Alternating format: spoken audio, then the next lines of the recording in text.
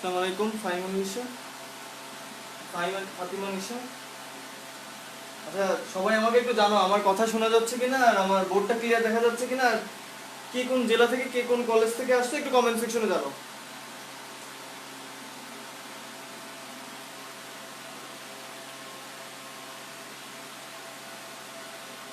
যারা যারা আসো সবাই একটু আমাকে জানো আমার কথা ক্লিয়ার শোনা যাচ্ছে কিনা আর বোর্ডটা ক্লিয়ার দেখা যাচ্ছে কিনা।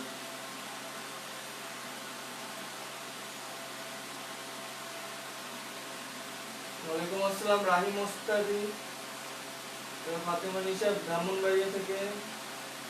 আলহামদুলিল্লাহ খুব ভালো আছি। সবাই একটু সবাই ফ্রেন্ডদেরকে মেনশন করে দাও তো, জলদি জলদি একটু সবাই ফ্রেন্ডদেরকে মেনশন করে দাও, ক্লাসটা শেয়ার করে আমাকে কমেন্ট সেকশনে জানাও। সবাই সবাই ফ্রেন্ডদেরকে একটু মেনশন করে দাও, সবাই ফ্রেন্ডদেরকে মেনশন করে দাও আর আমাকে একটু কমেন্ট সেকশনে জানাও জানাও যে কে কোন জেলা থেকে আসছো, কে কোন কলেজ থেকে আসছো।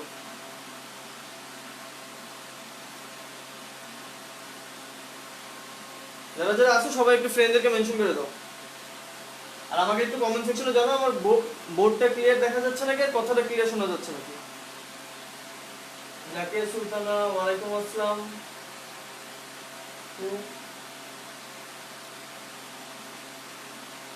সবাই একটু জলদি তোমাদের সবাই ফ্রেন্ডদেরকে মেনশন করে দাও, সবাই জলদি জলদি ফ্রেন্ডদেরকে মেনশন করে দাও আর ক্লাসটা শেয়ার করে দাও।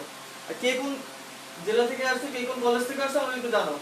তোমরা সবাই আসলে আমি ক্লাসটা শুরু করবো, তোমরা যখন সবাই আসবে আমি ক্লাসটা শুরু করে দেবো। তোমরা একটু জানাও কে কোন জেলা থেকে কে কোন কলেজ থেকে আসছো আর ফ্রেন্ডদেরকে মেনশন করে দাও। সবাই সবাই ফ্রেন্ডদেরকে একটু মেনশন করে দাও, তোমরা সবাই আসলে আমি ক্লাসটা শুরু করে দেবো।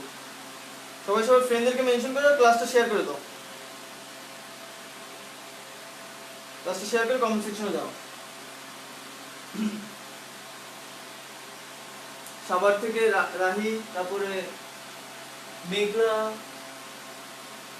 তারপরে হলো মতিয়ার বলছে শেয়ার ডান। তোমরা এখানে যারা যারা আছো সবাই ক্লাসটাকে শেয়ার করে দাও আর আমাকে একটু কমেন্ট সেকশনে জানাও কে কোন কলেজ থেকে কে কোন জেলা থেকে আসছো। তোমরা সবাই আসলে তারপর আমরা ক্লাসটা শুরু করি।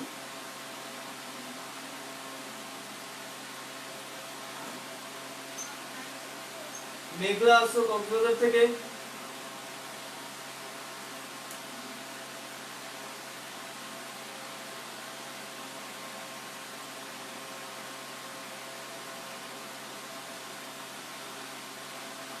সবাই একটু জলদি জলদি মেনশন করে দাও তো ফ্রেন্ডদেরকে।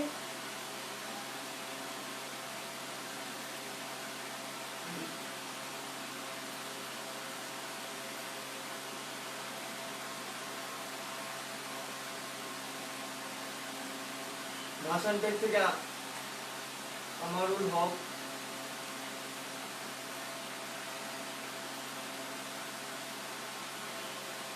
তোমরা সবাই এসে যদি উপস্থিত হও তাহলে আমি ক্লাসটা শুরু করব। সবাই একটু জলদি ফ্রেন্ডদেরকে মেনশন করে দাও। আনিকা জাহিন ওয়ালাইকুম আসসালাম। সাইম আসো এগ্রিকালচার ইউনিভার্সিটি কলেজ ময়মনসিংহ থেকে।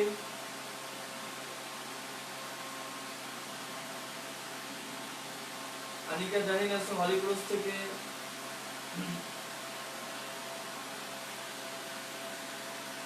আচ্ছা তো সবাই যদি সবাই ফ্রেন্ডদেরকে মেনশন করে থাকো তাহলে আমি ক্লাসটাকে শুরু করবো নাকি একটু জানো।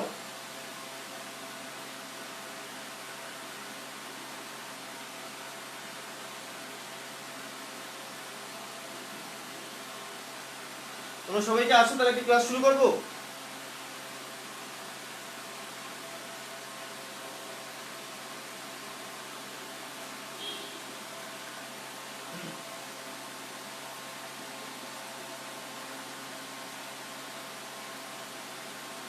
ওয়ালাইকুম আসসালাম।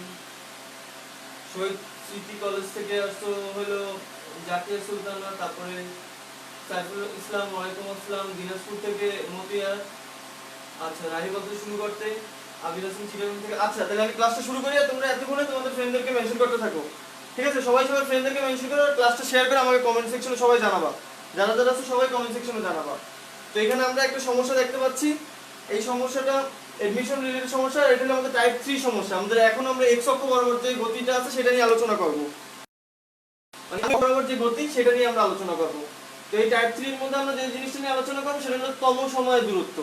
বলেন না যে মানে n তম সময় দূরত্ব মানে সপ্তম সময় দূরত্ব, অথবা এই মানে একটা সরলরেখা বরাবর যাচ্ছিল যে সপ্তম সময় দূরত্ব অথবা অষ্টম সময় দূরত্ব কত ছিল, মানে ঠিক কিভাবে বুঝায় জিনিসটা যদি বুঝাইতে হয় তাহলে আমাদেরকে বুঝাইতে হবে ধরো এই বরাবর তুমি যাচ্ছিলা, ঠিক আছে, তো এই বরাবর ছিল ষষ্ঠ সেকেন্ড আর এই বরাবর ছিল সপ্তম সেকেন্ড। তোমাকে বল সপ্তমতম সময়ে তোমার দূরত্ব কত সেটা যদি বলতে বুঝে গেল এই 6 সেকেন্ডের পর থেকে 7 সেকেন্ড এইটুকু সময় তুমি কতটুকু দূরত্ব অতিক্রম করছো, এটা কি বলে তম সময় দূরত্ব, মানে n তম সময় দূরত্ব। মানে 6 সেকেন্ড মধ্যে তুমি অবশ্যই একটা দূরত্ব অতিক্রম করছো, কিন্তু তোমাকে যদি জিজ্ঞেস করে যে সপ্তম সেকেন্ডে তুমি কতটুকু দূরত্ব অতিক্রম করছো সেটা বলতে বোঝাবে 6 সেকেন্ডের পর থেকে সপ্তম সেকেন্ড পর্যন্ত এইটুকু দূরত্বটাকেই বলে আমরা n তম দূরত্ব, n তম সময় দূরত্ব অতিক্রান্ত দূরত্ব। তো এইটার জন্য আমাদের বইয়ে একটা সূত্র আছে, তো আমরা সূত্রটা বের করে দেখি। তো এই জায়গা থেকে আমরা একটু জিনিসটা বুঝি, জিনিসটা দেখতে কেমন। যদি এইটা যদি একটা সরলরেখা বরাবর আমার গতি হয়, ধরলাম এইটা হলো t মাইনাস t সময় দূরত্ব আর এটা হলো t এর আগের সেকেন্ডে t মাইনাস 1 সেকেন্ড, t এর আগের সেকেন্ড হবে t মাইনাস 1 সেকেন্ড হবে। এটা যদি হয় t সেকেন্ড আর এটা যদি হয় t মাইনাস 1 সেকেন্ড, তোমাকে যদি জিজ্ঞেস করে t তম সময় অতিক্রান্ত দূরত্ব কত তাহলে জাস্ট এইটুকু। তো এইটুকু আমরা কিভাবে বের করতে পারি? ফার্স্টে আমরা t সময়ে কতটুকু দূরত্ব অতিক্রম করছিলাম st, এটা সূত্র কি ut plus half at square. এবার t মাইনাস 1 তম সময় দূরত্ব কত হবে? t মাইনাস 1, এবার জাস্ট t এর জায়গায় আমরা t মাইনাস 1 বসাবো, ut minus 1 plus half at minus 1 তম সেকেন্ড, ঠিক আছে। তো এইটুকু যদি আমরা নিই, এবার আমরা কি করতে পারি, এইটা থেকে এইটা মাইনাস যাবে, এই 1 নং থেকে 2 নং মাইনাস যাবে, কারণ কি আমার তো এইটুকু দূরত্ব আমরা বের করছি, মনে করো ফার্স্টে এইটুকু বের করছি তারপর আমরা এইটুকু বের করতেছি, তাহলে কি এইটা মাইনাস এইটাই তো এবার এইটাই তো সেই সময় t মানে সপ্তম সময় অথবা n তম সময় দূরত্বটা। আচ্ছা, তো n তম সময় দূরত্বটা যদি এইটা হয় তাহলে আমরা কিভাবে বের করতে পারি? ফার্স্টে st থেকে মাইনাস করব কত, st মাইনাস 1, এটা মাইনাস করার জন্য আমাদের মান আছে এই যে ut plus half at square, এটা থেকে এটা মাইনাস করব ut মাইনাস মাইনাস প্লাস, তারপর u, এবার আসি আমরা প্লাস হাফ a, এইটুকু পার্টটা যেহেতু মাইনাস আমরা একটু আলাদা আলাদা করে হিসাবটা করি তাহলে ভুল হওয়ার সম্ভাবনা। তো মাইনাস হাফ a, এবার t এর মধ্যে কি t 1 মাইনাস স্কয়ার মানে t square plus 1 square plus minus 2a minus 2t, তাই না? এই সামনে মাইনাস আছে এইটার কারণে, তাহলে কি এবার এই ut মাইনাস এইটুকু আর এইটুকু মাইনাস যাবে আমরা দেখতে পাচ্ছি। বাকি রইল কে, বাকি রইল হলো u, বাকি রইল আর বাকি রইল minus half a 1 minus 2t, তাই না? 1 মাইনাস 2t বাকি রয়েছে। তো আমরা যদি পুরোটা থেকে হাফ কমন নিই, হ্যাঁ, তো পুরোটা থেকে যদি আমরা হাফ কমন নিই আর যদি সামনে প্লাস বসে দিই তাহলে কি থাকে u plus half a 2t minus 1। আমরা সূত্রটাকে এইভাবে লিখতে পারি,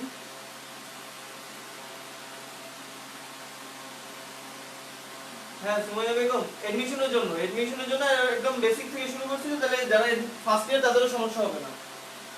তো এটা হলো n তম সময় অতিক্রান্ত দূরত্ব হবে u plus half a 2t minus 1,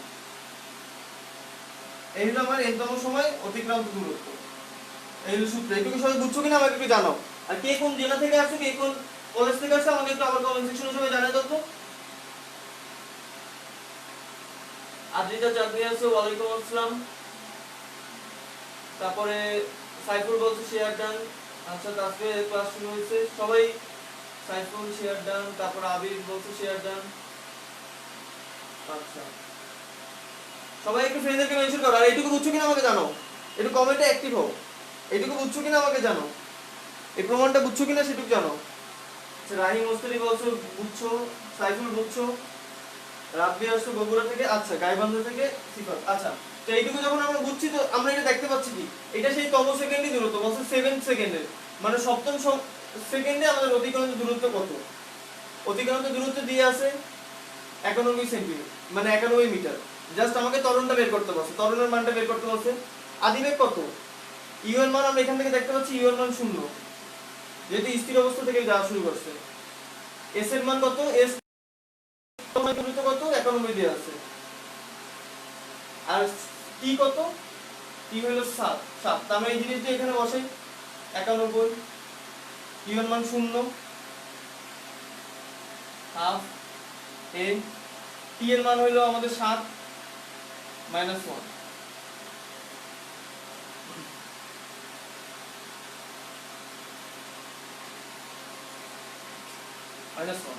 তো এখান থেকে জিরোটা বাদ পেলে ওই পাশে কি থাকে 91 ইন্টু 2 বাই হলো 7 গুণে 14 মাইনাস 13 এর মানটা কত আসে কি সবাই আমাকে জানায় দাও।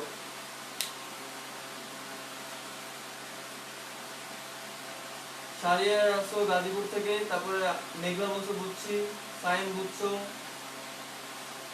তারপরে জিসান আসো ইঞ্জিনিয়ারিং ইউনিভার্সিটি কলেজ থেকে, মোস্তফা হাকিম কলেজ থেকে, নিলয় দাস, আচ্ছা সাইফুল কুমিল্লা সিটি কলেজ থেকে। এইটুকু সবাই তুলছো, লুৎফর বলছো ক্লিয়ার। এটুকু সবাই বুঝছো কিনা আমাকে কি এর মানটা আমাকে জানো, এর মানটা ক্যালকুলেটর থেকে জানো, এর মানটা একটু আমাকে ক্যালকুলেটর থেকে বের করে জানো। আচ্ছা রাব্বি বলছো 14 সেকেন্ড,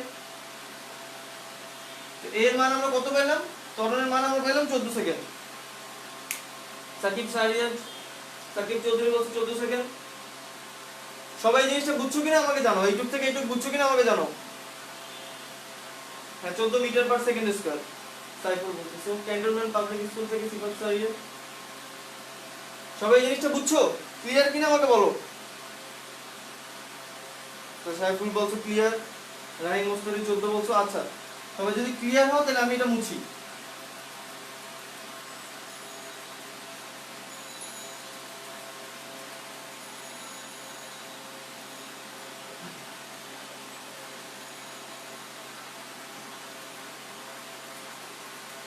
আমি যতগুলো মুসলিম তোমরা একটু সবাই সবার ফ্রেন্ডদেরকে মেনশন করে দাও, সবাই সবার ফ্রেন্ডদেরকে মেনশন করে দাও, ক্লাসটা শেয়ার করে দাও, যারা যারা আছো ক্লাসটা শেয়ার করে দাও।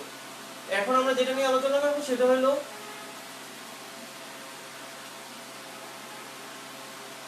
গুলি, কাঠের তক্তা। এখন আমরা যে টপিকটা নিয়ে আলোচনা করব সেটা হলো গুলি আর কাঠের তক্তা নিয়ে, ওই যে গুলি কতটুকু যেতে পারবে এই সমস্ত রিলেটেড।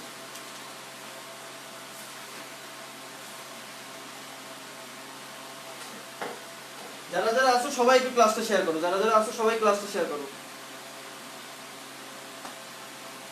আগের টপিকটা বুঝছো কিনা আমাকে প্রশ্ন থাকলে জিজ্ঞেস করতে পারো, তাহলে আমি নতুন একটা অঙ্কের দিকে যাই। এটা হলো বইয়ের 11-12 সালের আমাদের অঙ্ক। তো প্রশ্নটা আমি তুলি ফার্স্টে। প্রশ্নটা হলো একটি রাইফেলের গুলি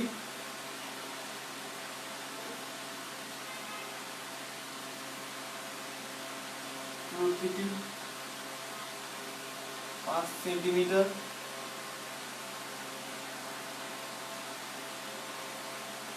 পুরুত্বে দুটি কাঠের তক্তা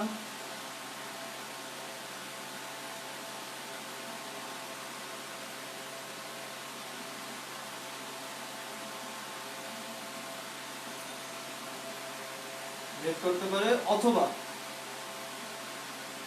20 সেন্টিমিটার পুরুত্বের দেয়াল ভেদ করতে পারে।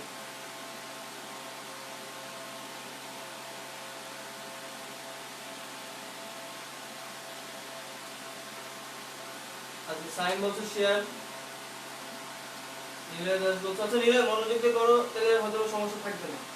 আচ্ছা তো বলছে যে দেয়ালটা কতটুকু ভেদ করতে পারবে গুলিটা, দেয়ালটি কত সেন্টিমিটার ভেদ করতে পারবে?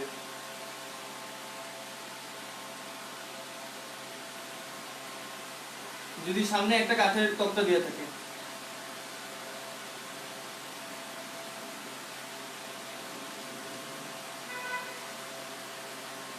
সবাই প্রশ্নটা তুলছো কিনা আমাকে জানাও। মাইমুনা বলছো শেয়ার ডান। সবাই প্রশ্নটা তুলছো কিনা আমাকে একটু জানাও।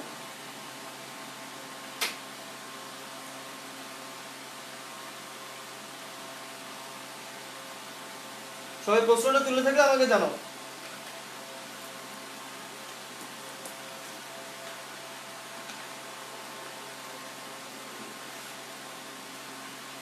প্রশ্নটি কি বলছে? একটা রাইফেলের গুলি প্রতিটি 5 সেন্টিমিটার পুরুত্বের দুইটা কাঠের তক্তা ভেদ করতে পারে। মানে একটা গুলি মানে বুলেট 5 সেন্টিমিটার করে পুরুত্বের দুইটা কাঠের তক্তা ভেদ করতে পারে, অথবা 20 সেন্টিমিটার পুরুত্বের একটা দেয়াল ভেদ করতে পারে। ঠিক আছে, এখন প্রশ্ন বলছে যে দেয়াল কতটুকু ভেদ করতে পারবে যদি সামনে একটা কাঠের তক্তা দেয়া থাকে।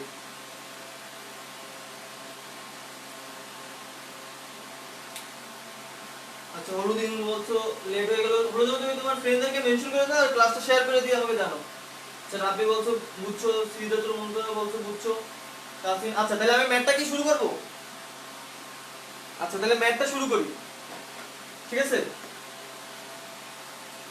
ম্যাথটা আমরা শুরু করি। তো আমরা ফার্স্টে আগে দেখি কি কি পারে। 5 সেন্টিমিটার পুরুত্বের কয়টা কাঠের তক্তা ভেদ করতে পারে? দুইটা। আর আমাকে ফাইনালে কয়টা কাঠের তক্তা ভেদ করতে হবে? একটা। দেখ এখন দুইটা কাঠের তক্তা ভেদ করতে তার সম্পূর্ণ গতিশক্তি যায়, সম্পূর্ণ গতিশক্তি যায়, কিন্তু একটা কাঠের তক্তা তাহলে ভেদ করতে কয়টা যাবে? দেখো দুইটাতে যদি ফুল গতিশক্তি যায়, দুইটা কাঠের তক্তায় ভেদ করতে গতিশক্তি কত লাগে? হাফ এমবিএ স্কয়ার, তাই না? তাহলে একটা কাঠের তক্তা ভেদ করতে কতটুকু শক্তি লাগবে? Half half MBA square. এইটুকু বুঝছো কিনা আমাকে জানাও। দুইটা কাঠের তক্তায় হাফ এমবিএ স্কয়ার গতিশক্তি লাগছে, তাহলে একটা কাঠের তক্তা অবশ্যই হাফ এমবিএ স্কয়ার হাফ লাগবে। আচ্ছা এইটুকু আমাদের গেল। এখন দেখো জিনিসটা দেখো, আমি তোমাকে যদি দেখাই, এই মনে করো সেই দুইটা কাঠের তক্তা, এইটুকু হলো 5 সেন্টিমিটার, ধরো এইটুকু 5 সেন্টিমিটার। তো বুলেটটা যখন এই দিক দিয়ে ঢুকবে, এই মনে করো সেই বুলেটটা এই দিক দিয়ে ঢুকছে, এই দিক দিয়ে যদি ভি বেগে ঢুকে, এই দিক দিয়ে ভি বেগে ঢুকছে, কিন্তু এইদিকে কি তার মন্দন হবে না? কাঠের গুড়ির মধ্যে মন্দন হবে না? মন্দন হয়ে কি আর এখানে একই বেগ থাকবে? এখানে তো অবশ্যই একই বেগ থাকবে না। এখানে যদি ভি থাকে, এখানে মন্দনের কারণে আরেকটা বেগ তৈরি হবে। আমরা ধরলাম সেই বেগটা হলো ভি প্রাইম। তো আমরা ধরলাম যে দ্বিতীয় যে কাঠের তক্তাটা আছে সেইটাতে বেগ হলো ভি প্রাইম। তাহলে দ্বিতীয় কাঠের তক্তাতে বেগ কত হবে? ভি প্রাইম হবে। মানে একটা কাঠের তক্তা দিয়ে বের হওয়ার পরে যদি কাঠের তক্তায় ঢোকার আগে বেগ থাকে ভি, কাঠের তক্তাতে বের হওয়ার পরে বেগ থাকবে ভি প্রাইম। তো এখন half v prime square equal to half into half m v square. এই জিনিসটা বুঝছো কিনা আমাকে একটু জানো।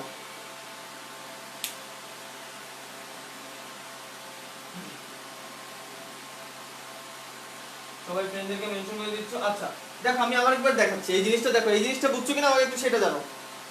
দেখো একটা কাঠের তক্তা ভেদ করতে, দুইটা কাঠের তক্তা ভেদ করতে যদি আমার গতিশক্তি লাগে হলো হাফ এমবিএ স্কয়ার, তাহলে একটা কাঠের তক্তা ভেদ করতে আমার কি হাফ এমবিএ স্কয়ার অর্ধেক লাগবে।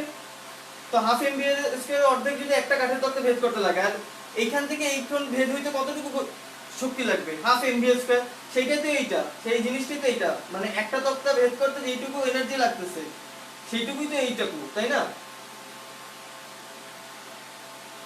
আচ্ছা বুঝছো? আচ্ছা সাইফুল বলছে বুঝছো। তো আমরা এইটুকু নিলাম, তো এখান থেকে আমরা ভি প্রাইমের মানটা বের করি। তাহলে ভি প্রাইমের মান থাকে কি? ভি প্রাইমের মান থাকে হলো ভি বাই রুট ওভার 2। আমাদের ভি প্রাইমের মান আছে ভি বাই রুট ওভার 2। আমরা ভি প্রাইমের মানটা এখানে লিখে রাখি, ভি প্রাইম সমান সমান হলো ভি বাই রুট ওভার। আচ্ছা, এই একটা জিনিস পাইলাম। এবার আমাদেরকে বের করতে হবে দেয়ালের মধ্যে যখন বুলেটটা ঢুকে তখন তার আসলে কি পরিমাণ মন্দন দেয়, মানে দেয়ালটা কতটুকু পরিমাণ বাধা দিতে সক্ষম, দেয়ালের মধ্যে কতটুকু ফ্রিকশনাল ফোর্স আছে সেটা আমরা কিভাবে বের করতে পারি? দেয়াল যতটুকু মন্দন দেবে সেটাই তো ফ্রিকশনাল ফোর্সটা হবে। আচ্ছা, সারের দিশার লসও বুঝি নাই। আচ্ছা, হইছে কি দেখো, একটা তুমি জাস্ট নরমালি ভাবো, একটা গুড়ির মধ্যে দিয়ে মানে একটা কাঠের তক্তার মধ্যে যদি ভি দিয়ে ঢুকে, ভি বেগে ঢুকে, অবশ্যই যখন কাঠের তক্তাটা দিয়ে বের হবে তখন আর ভি থাকবে না, তখন বেগটা থাকবে কি ভি প্রাইম। এবার দেখো ভি প্রাইম বেগ থাকলে তার গতিশক্তি কত হবে, মানে সেকেন্ড যে কাঠের তক্তাটা আছে সেটাতে সে কত গতিশক্তি নিয়ে আঘাত করবে? Half M.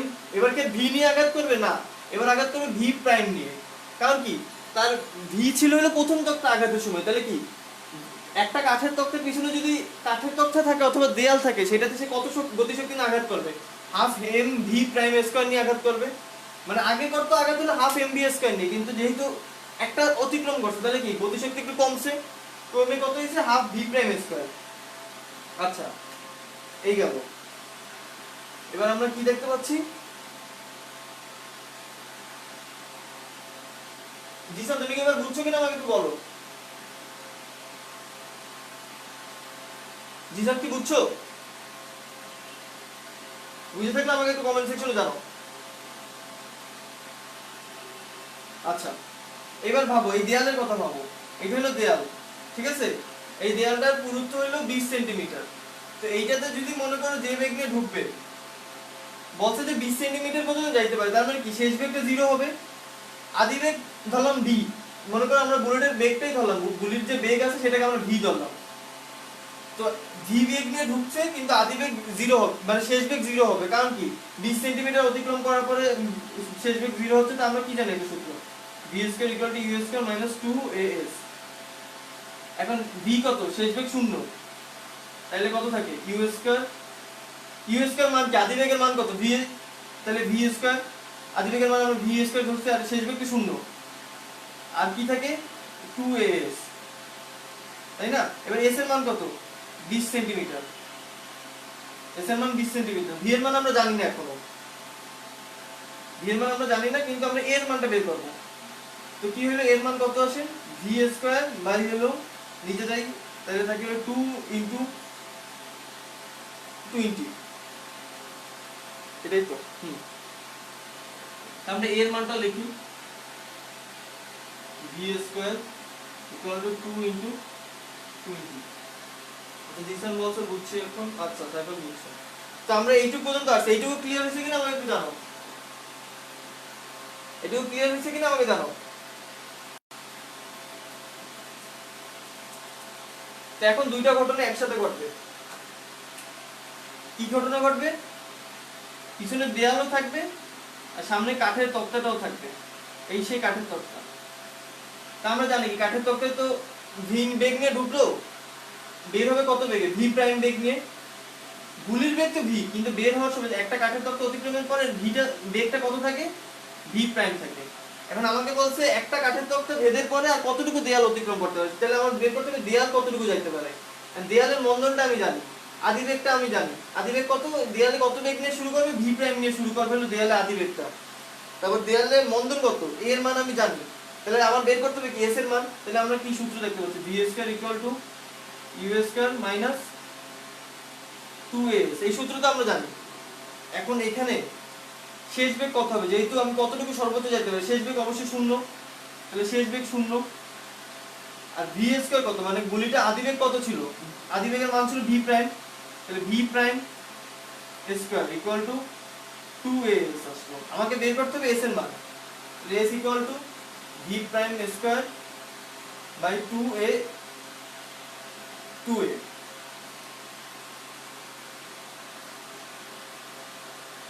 আচ্ছা, তো 2a, তা আমরা এখানে মানটা বসাই। ভি প্রাইমের মান কত ছিল? ভি প্রাইমের মান ছিল ভি বাই রুট 2, আর এটার হোল স্কয়ার। আর এর মান কত ছিল আমি একটু ক্লিয়ার করে দিচ্ছি। এস এর মান আসছে কি এস এর মান আছে V prime square by 2a। V prime স্কয়ারের মান কত? ভি বাই √2 হোল স্কয়ার, আর 2 এর মান হলো ভি স্কয়ার 2 ইনটু 20। এই 2 কাটা। আচ্ছা, তাহলে আর কি থাকে? ভি স্কয়ার, উপরে ভি স্কয়ার আর √2 থেকে নিচে গেল 2 হয়ে গেল।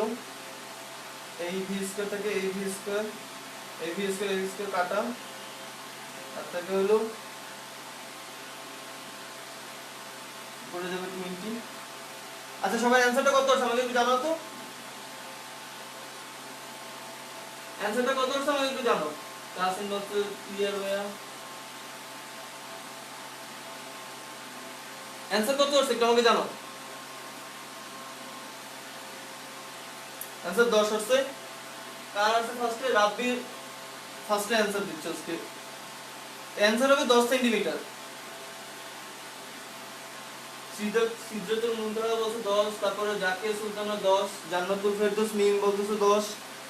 যারা যারা আছে সবাই একটু আমাকে জানাও, সবাই বুঝছো কিনা?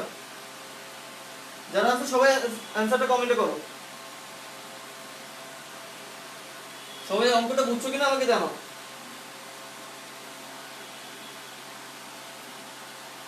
সবাই কি অঙ্কটা বুঝছো?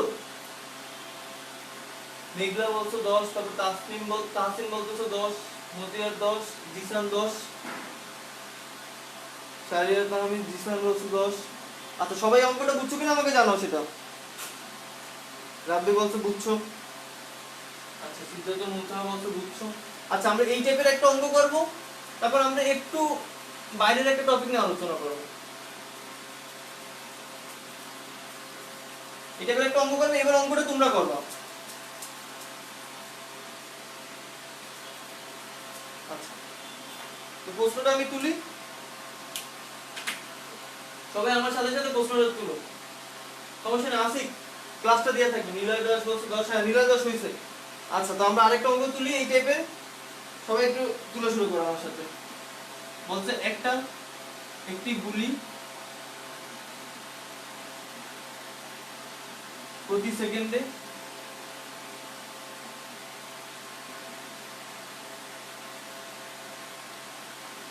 200 মিটার সরল গতিতে যায়। 200 মিটার সরল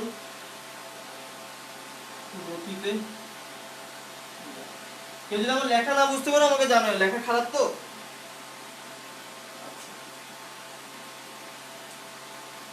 যায় আর কত? আচ্ছা, গতিতে যায় 200 সেন্টিমিটার, মানে 200 মিটার সরল গতিতে যায় এবং 50 সেন্টিমিটার পুরুত্বে কাঠের তক্তা কোন রকমে ভেদ করতে পারে। কোন রকমে ভেদ করতে পারে। 40 সেন্টিমিটার পুরুত্বের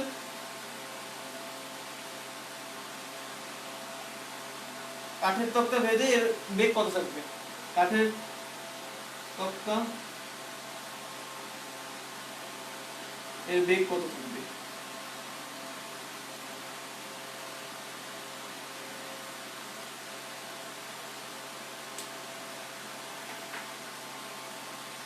আচ্ছা, কাই সমস্যা নেই, না বুঝলে আমি অঙ্কটা বুঝাই দিব। আর এই টপিকের উপর থিওরি ক্লাস যেটা আছে আমরা গ্রুপে আপলোড দেওয়া হয়েছে, তুমি ক্লাসটা করো, বুঝে যাবে, সমস্যা হবে না। সবাই প্রশ্নটা তুলছো কিনা আমাকে জানাও। সবাই একটু প্রশ্নটা তুলছো কিনা আমাকে একটু জানাও।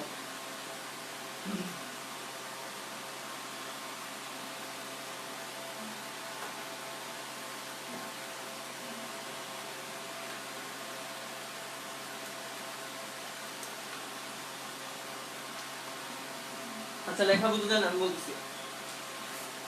বলতে হলে একটা গুলি প্রতি সেকেন্ডে 200 মিটার সরল গতিতে যায়। তার মানে কি?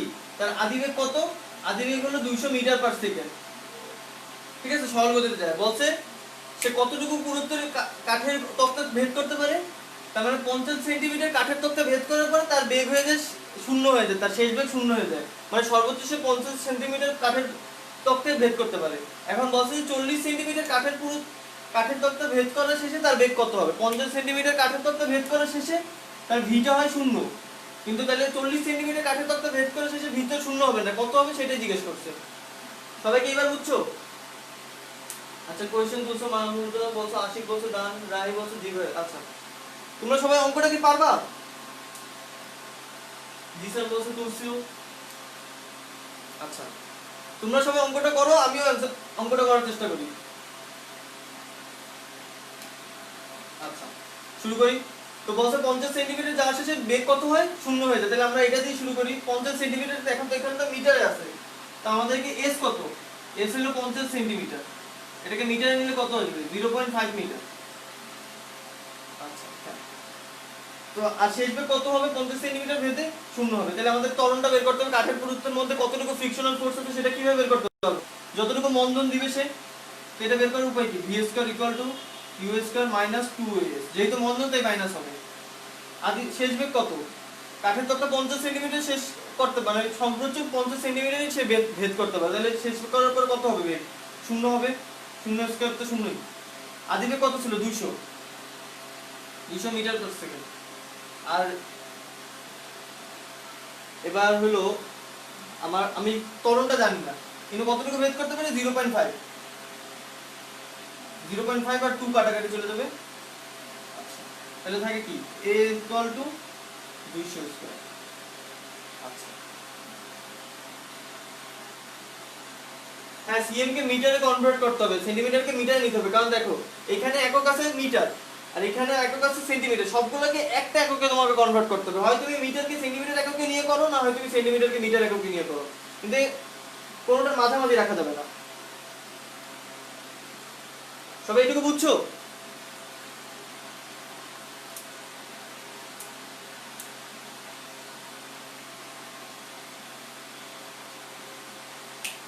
সবাই যদি এইটুকু বুঝে থাকো আমাকে বলো।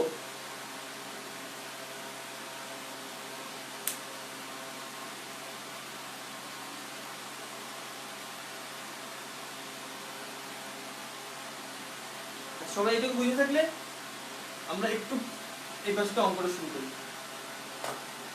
দেখো এখন এইটুকু যেতে পারে। এখন আমাদের কাছে কি হবে? 40 মিটার সেকেন্ডে শেষে আমাদের কত বেগ আসবে, তো এটার জন্য আমরা ওই সূত্রটাই ব্যবহার করব, ইউ স্কয়ার মাইনাস 2as। এবার এখানে আমাদের ইউ এর মান আমরা জানি কত, গুলির বেগটা কত ছিল? 200 ছিল, তো 200 স্কয়ার। এবার আমরা ত্বরণ কত বের করছি? ত্বরণ বের করছি 200 স্কয়ার, ত্বরণও 200 স্কয়ার।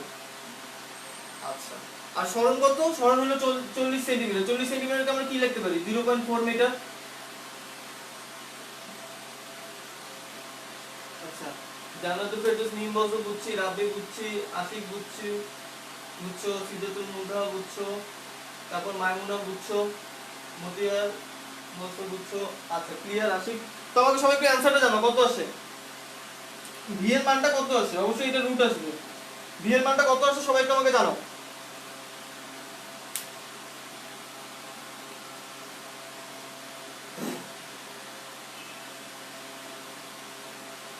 ভি এর মানটা তোমাদের কত আসছে আমাকে একটু জানো।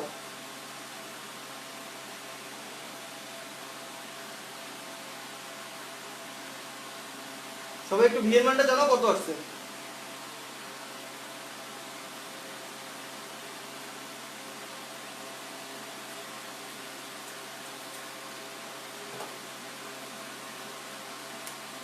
সবাই ভি এর মানটা কত আসছে একটু আমাকে জানাও।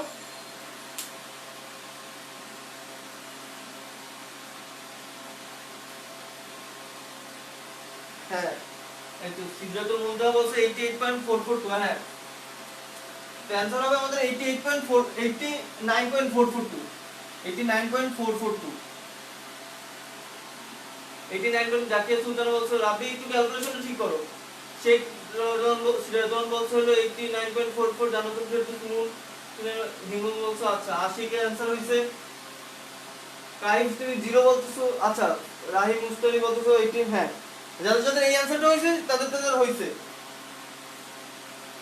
আচ্ছা মাইমুনের অ্যানসার দিছো 8.94। আচ্ছা সবাই এটুকু বুঝছো কিনা আমাকে একটু জানাও। আমি এটুকু মুছলাম।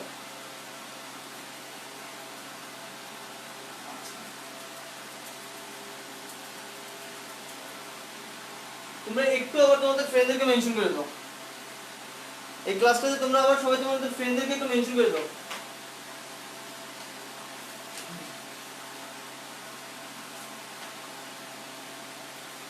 সবাই একটু ফ্রেন্ডদেরকে মেনশন করে আমাকে জানো, কমেন্ট সেকশনে জানো।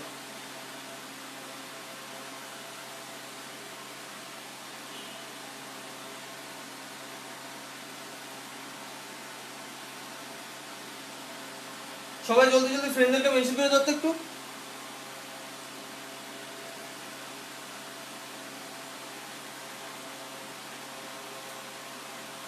আচ্ছা, সবাই যদি জলদি জলদি একটু ফ্রেন্ডদেরকে মেনশন করে দাও। আমরা টাইপ 4 এর আরেকটা টাইপের ম্যাথ করব, সেটা হলো এবার হলো আমরা ওয়াই অক্ষ বরাবর যে অঙ্কগুলো আছে সেটা করব। টাইপ 4 এর না, এবার মেবি টাইপ 5 হবে। হ্যাঁ, গুলিটা ছিল টাইপ 4। তো টাইপ 4 এর আমরা কি করব, ওয়াই অক্ষ বা উলম্বের যে অঙ্কগুলো আছে, উলম্ব বরাবর বল ছিল মানে এই টাইপের যে অঙ্কগুলো আছে, ঠিক আছে? তো আমরা একটা অঙ্ক দিয়ে শুরু করি। সবাই একটু ফ্রেন্ডদেরকে মেনশন করে দাও, তো আমরা অঙ্কটা শুরু করি। আচ্ছা, বলছে একটি প্যারাশুট আরোহী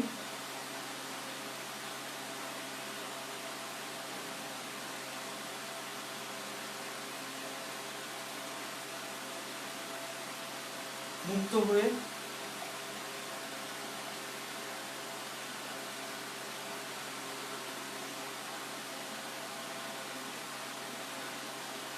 বাধাহীনভাবে 50 মিটার নিচে পতিত হয়। নিচে পতিত হয়।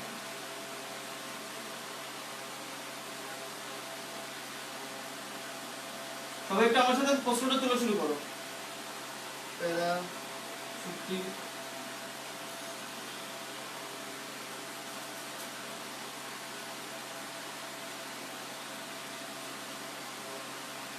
সবাই প্রশ্নটা তোলা শুরু করো, আমি তারপর অঙ্কটা করে দিচ্ছি। এটা হলো এই অঙ্কটা মেবি হচ্ছে বোর্ডে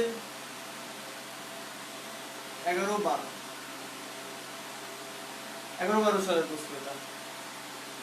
আচ্ছা, প্যারাশুটটি যখন খুলছে মানে 50 মিটার নিচে পড়ার পরে তারপর প্যারাশুটটা খুলছে,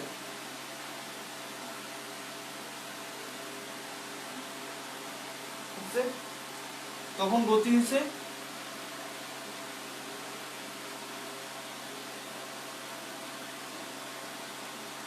3 মিটার পার সেকেন্ড। আর তখন ত্বরণ মানে মন্দন, যেহেতু প্যারাশুট খুলছে অবশ্যই মন্দন হবে। সবাই আমার সাথে প্রশ্নটা তুলতেছো? 2 মিটার পার সেকেন্ড। আর এইভাবে করে তারপর সে মাটিতে পৌঁছায়। মাটিতে পৌঁছেছে কততে? 3 মিটার পার সেকেন্ড বেগে মাটিতে পৌঁছেছে। আচ্ছা, প্যারাশুটটা খোলার পরে তার মন্দন হয়েছে কত? প্যারাশুটটা খোলার পরে তখন মন্দন হয়েছে হলো, প্যারাশুট খোলার তখন মন্দন হয়েছে এত, আর মাটিতে পৌঁছে হলো মাটিতে পৌঁছে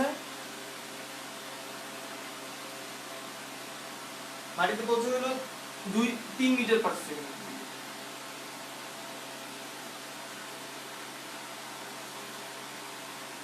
এবার প্রশ্ন হলো কত উচ্চতায়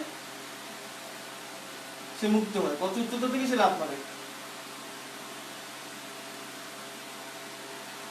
সবাই প্রশ্নটা তুলো, আমাকে বুঝছো কিনা জানো।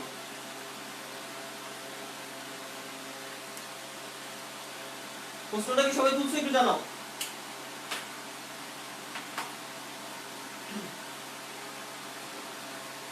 জাকিয়া সুলতানের বলছো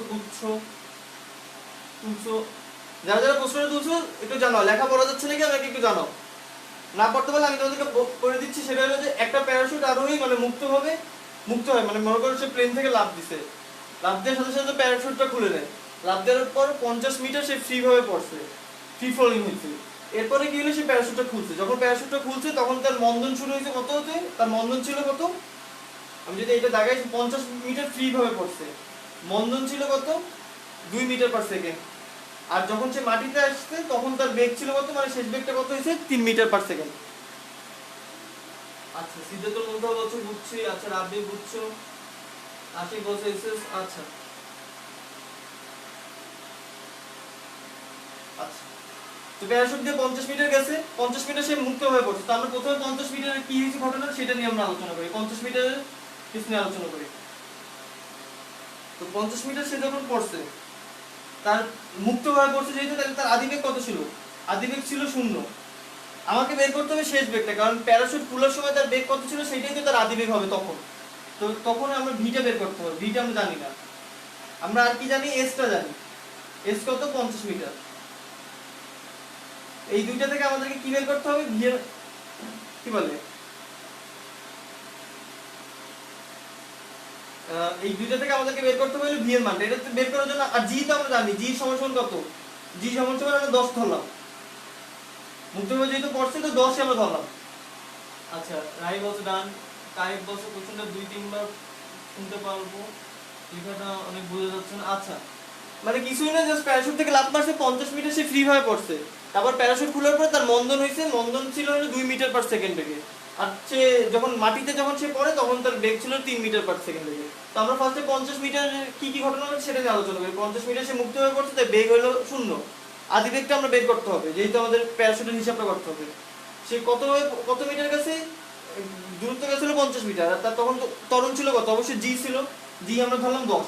তাহলে আমরা এখান থেকে কিভাবে বের করতে পারি, v square equal to u square plus 2g h দিলে ভালো হতো। আচ্ছা 2g h, তো এখন ভি এর মানটা আমরা জানি না, ইউ এর মানটা কত 0, আর 2g h এর মান কত, জি এর মান যদি 10 হয় আর h এর মান কত 50, তাহলে কত আসে 500 1000।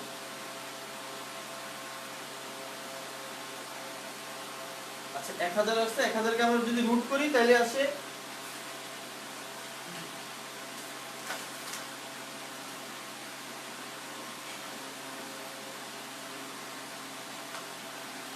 আচ্ছা ব্লার হয়ে গেছে বলছো মেঘনা, আর তোমার মেবি তাহলে নেটওয়ার্কের সমস্যা আছে, আমি এখান থেকে চেক করতেছি তো। আচ্ছা এখান থেকে যদি 1000 আসে তাহলে ভি এর মানটা কত আসে, ভি এর মানটা আসবে হলো √1000, তাই না, 10 তাহলে 10√10। আচ্ছা অনেকে ক্যালকুলেশন করে দিচ্ছে, আচ্ছা 31.622, তাহলে আমরা ভি এর মানটা কত পেলাম, এদিকে আমরা লিখি 31.622। রাব্বি দিছো, তারপরে সিদ্ধার্থ মুগ্ধা বলছো, আচ্ছা 31 জান্নাতুল মিম বলছো, আচ্ছা তাসফিয়া বলছো, আচ্ছা ঠিক আছে। তো আমরা এইটুকু বের করলাম, এখন আমরা প্যারাশুট খোলার পরের ঘটনাটা নিয়ে আলোচনা করব, যে প্যারাশুট খোলার পরে কি হয়েছে সেটা নিয়ে আলোচনা করি। তো প্যারাশুট খোলার পরে কি হয়েছে, প্যারাশুট খোলার ঘটনাটা আমরা ভাবি কি কি ছিল প্যারাশুটে।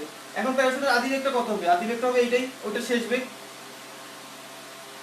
আদি বেগ শেষ বেগ কত, শেষ বেগ আমরা দিছি 3 মিটার পার সেকেন্ড। আমাদের মন্দন কত ছিল, মন্দন ছিল 2 মিটার পার সেকেন্ড, সব জানি, খালি এখন এইচটা বের করা বাকি। এইচ বের করার জন্য আমাদের এইটা থেকে কি সূত্র বের করতে হবে, আমরা ইউ স্কয়ার মাইনাস 2 as, যেহেতু এবার মন্দন হচ্ছে, আগে ছিল আমাদের ত্বরণ, এজন্য আমরা প্লাস দিয়েছিলাম, এবার মন্দন হচ্ছে এজন্য মাইনাস 2 as। বি এর মান কত, বি এর মান হলো 3 হোল স্কয়ার, ইউ এর মান হলো 31.62 হোল স্কয়ার, তারপর মাইনাস হলো ত্বরণ আছে আমাদের 2 × 2, আর এস এর মানটা বের করো, একটু বের করে জানাও আমাকে। আচ্ছা তো এস সমান সমান হলো, বড় করে লিখি,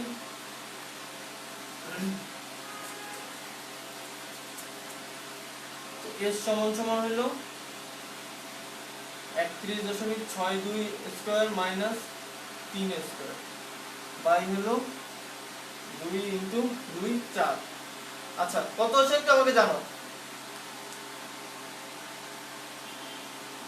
আমি জাস্ট ক্যালকুলেশনের জন্য জি এর মান 10 বসাইছি, জাস্ট ক্যালকুলেশন মানে ইজি করার জন্য।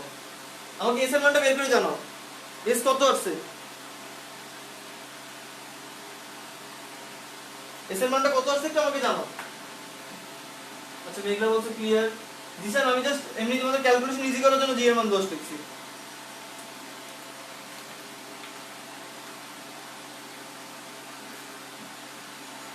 আচ্ছা 247.75 বলছো।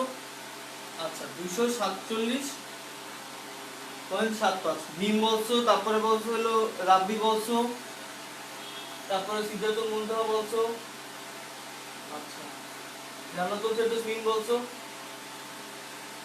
ঠিক আছে, তাহলে এখন আমাদের টোটাল তাহলে বলছো কত উচ্চতা থেকে মুক্তি হয়েছে সেটা বের করা ইজি। জাস্ট 50 এর সাথে আমি এটা যোগ করে দেবো, 247.75 যোগ 50, তাহলে কত আসে 297.75। অঙ্কটা বুঝছো কিনা আমাকে একটু জানাও। মাইমুনা বলছো 247.70, নিলয় দাস 247, রাব্বি সবাই বুঝছো কিনা আমাকে একটু জানাও। এই অঙ্কটা বুঝছো কিনা আমাকে সেটা বলো।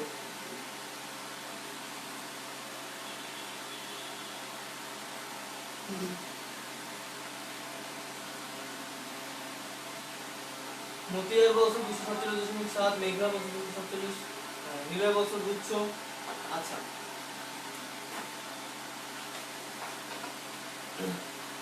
সবাই কি বুঝছো? আশিক বলছো বুঝছো।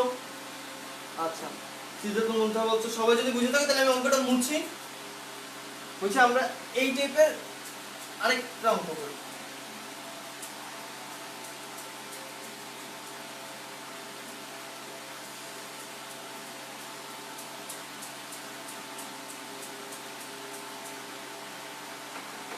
উত্তর বলছো বুঝছো, মাইমুনা বলছো বুঝছো।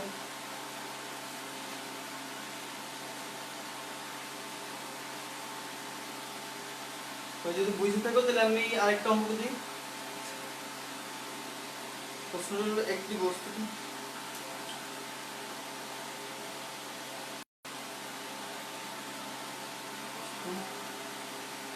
একটি বস্তু কোন টাওয়ারে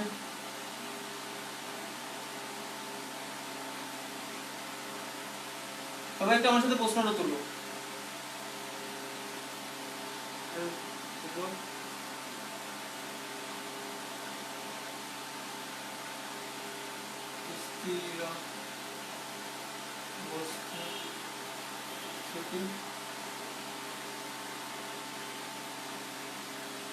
নিচে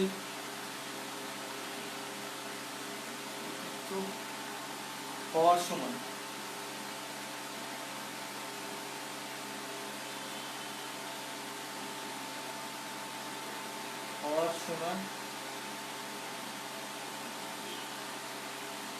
শেষ 1 সেকেন্ডে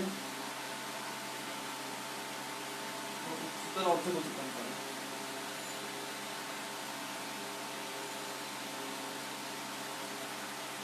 অর্ধেক অতিক্রম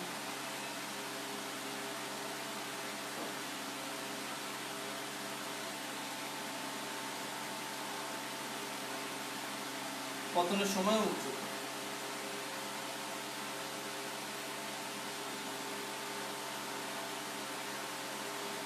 সবাই তুলছো কিনা আমাকে একটু জানাও।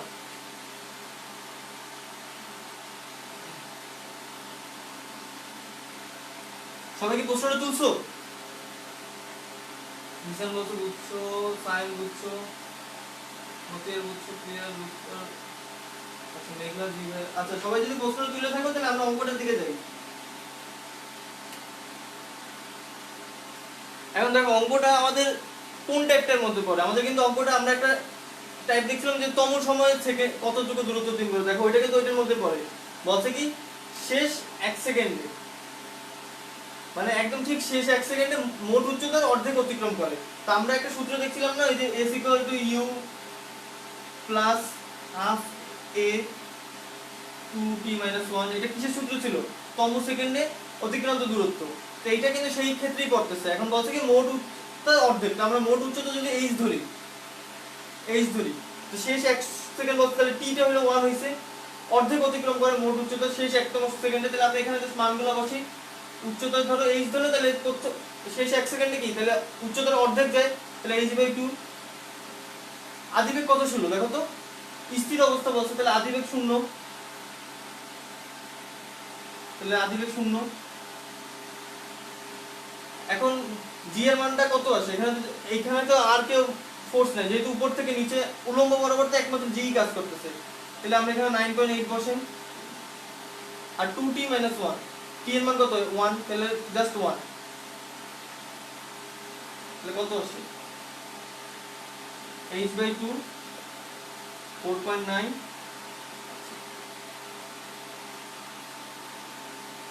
t - 1।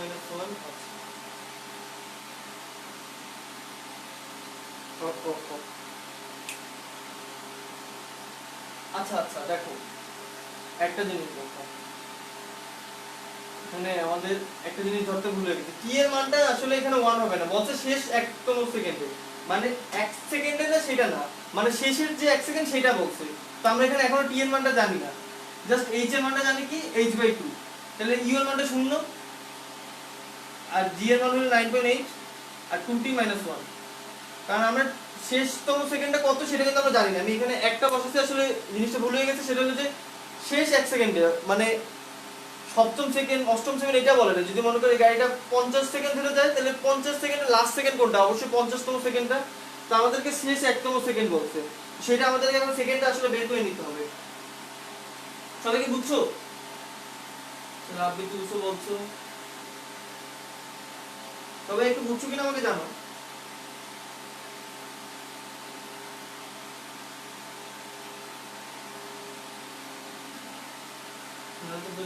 সবাই বুঝছো কিনা আমাকে একটু জানো। এখান থেকে হাফ হাফ কাটাকাটি করতে পারি, তাহলে থাকে কত এইচ এর মান, এইচ এর মান থাকে হলো 9.8 2t - 1।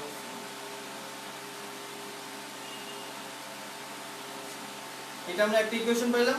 এবার আমরা উপর থেকে মুক্তভাবে পড়ন্ত বস্তুর সূত্র কি জানি আমরা বলো তো, h = ½ gt² জানি, যদি আদিবেগ 0 থাকে, মুক্তভাবে পড়ন্ত বস্তু যেহেতু, এইটা আমরা জানি, তাই না?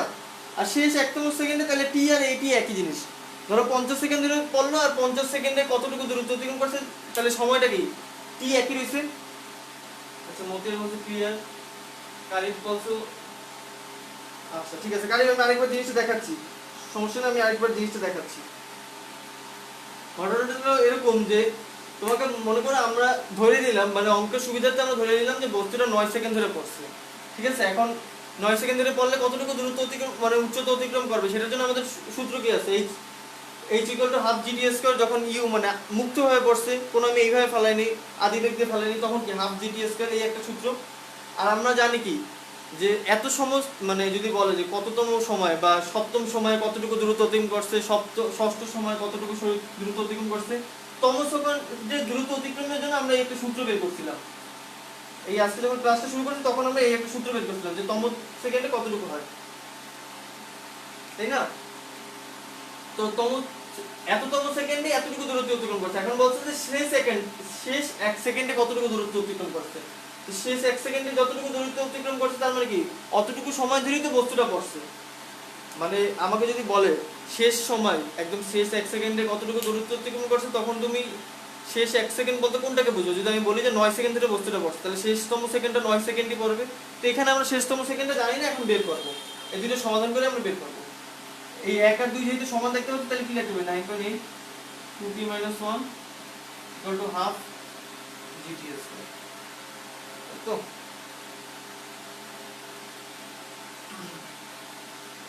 তাহলে আছে এটা যাবে 3.6, এইটু যাবে, এইটু দিয়ে এইটু রাখো, স্কয়ার মাইনাস 40 প্লাস।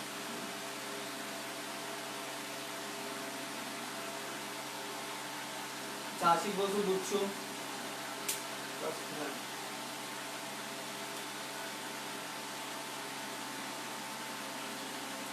এবার আমাকে একটু টি এর সমাধানটা করে আমাকে জানাও, টি এর সমাধানটা কত আসে, টি এর দুইটা ভ্যালু আসবে। আমরা টি এর সমীকরণ কি পাইলাম, টি স্কয়ার মাইনাস 4t প্লাস 2।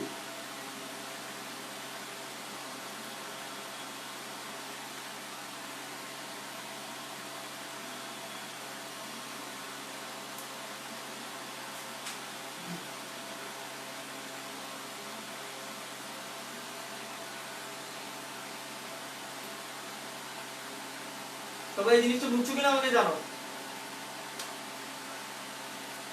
এখান থেকে টি এর সেকেন্ডে আমাকে বের করে দেখো, টি এর দুইটা মান আসবে,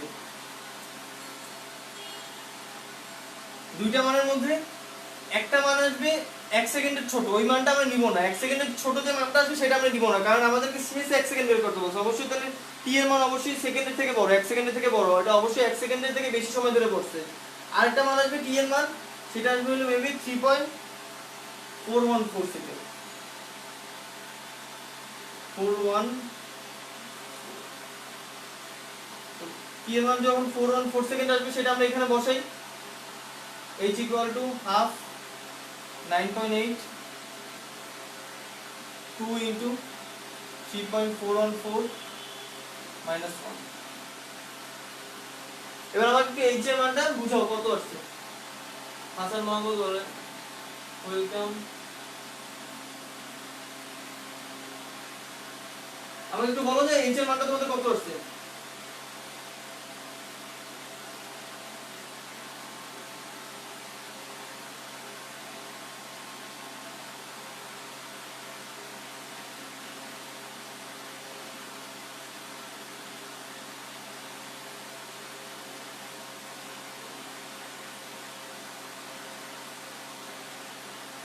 h এর মানটা কত আসছে একটু আমাকে জানাও।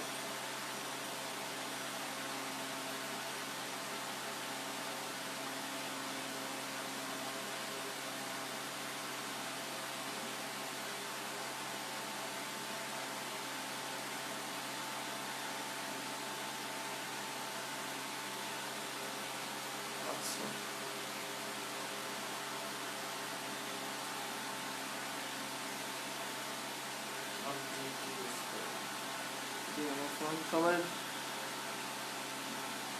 সবার অ্যানসারটা কত আসছে একটু জানাই দাও। এই অঙ্কটা সবাই বুঝছো কিনা আমাকে একটু জানাও।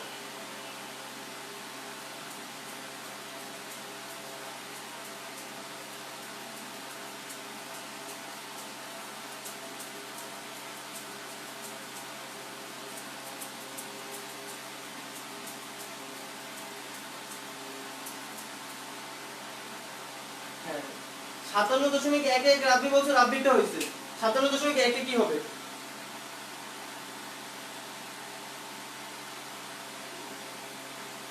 সবাই একটু দেখো, আবার একটু আরেকবার হিসাব করে দেখো।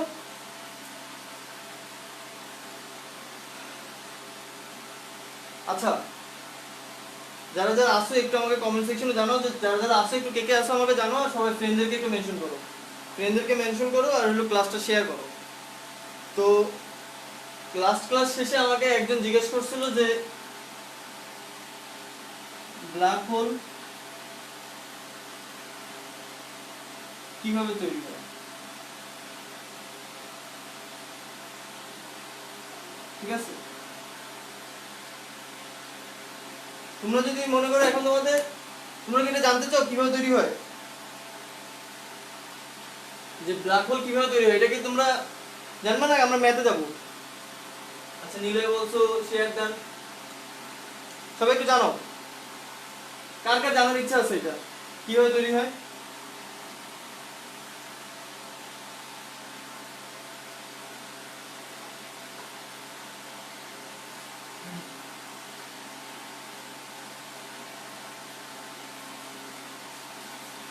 আমাকে একটু জানো তো কার কার ইন্টারেস্ট আছে।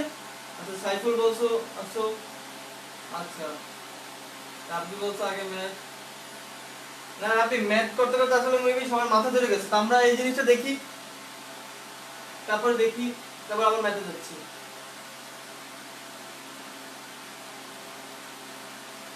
আচ্ছা সাইফুল বলছো শেয়ার দিছো। আচ্ছা তোমরা কি ম্যাথ চাচ্ছ নাকি আচ্ছা মাইমুনা বলছো, তো আমরা একটু দেখি, ঠিক আছে?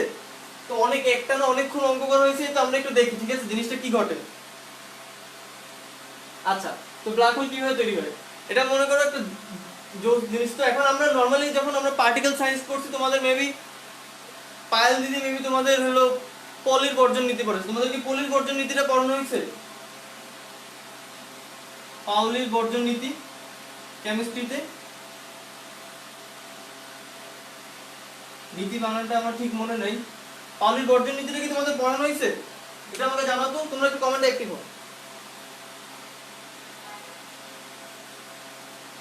মেঘলা আসো, আশিক আসো, তারপরে আচ্ছা তোমরা একটু পাউলির বর্জন নীতিটা পড়ছো কিনা আমাকে জানাও।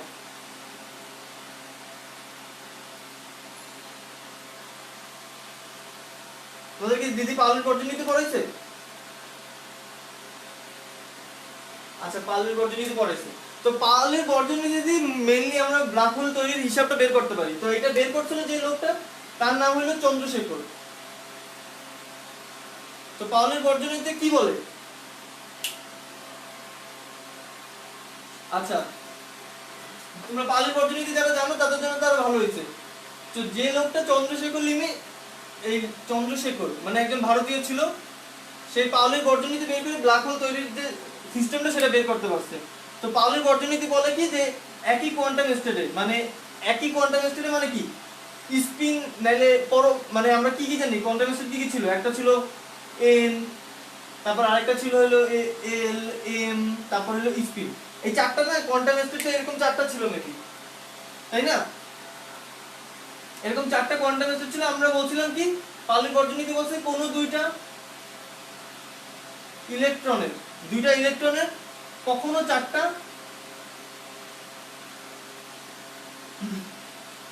কোয়ান্টাম স্টেট একই হবে না,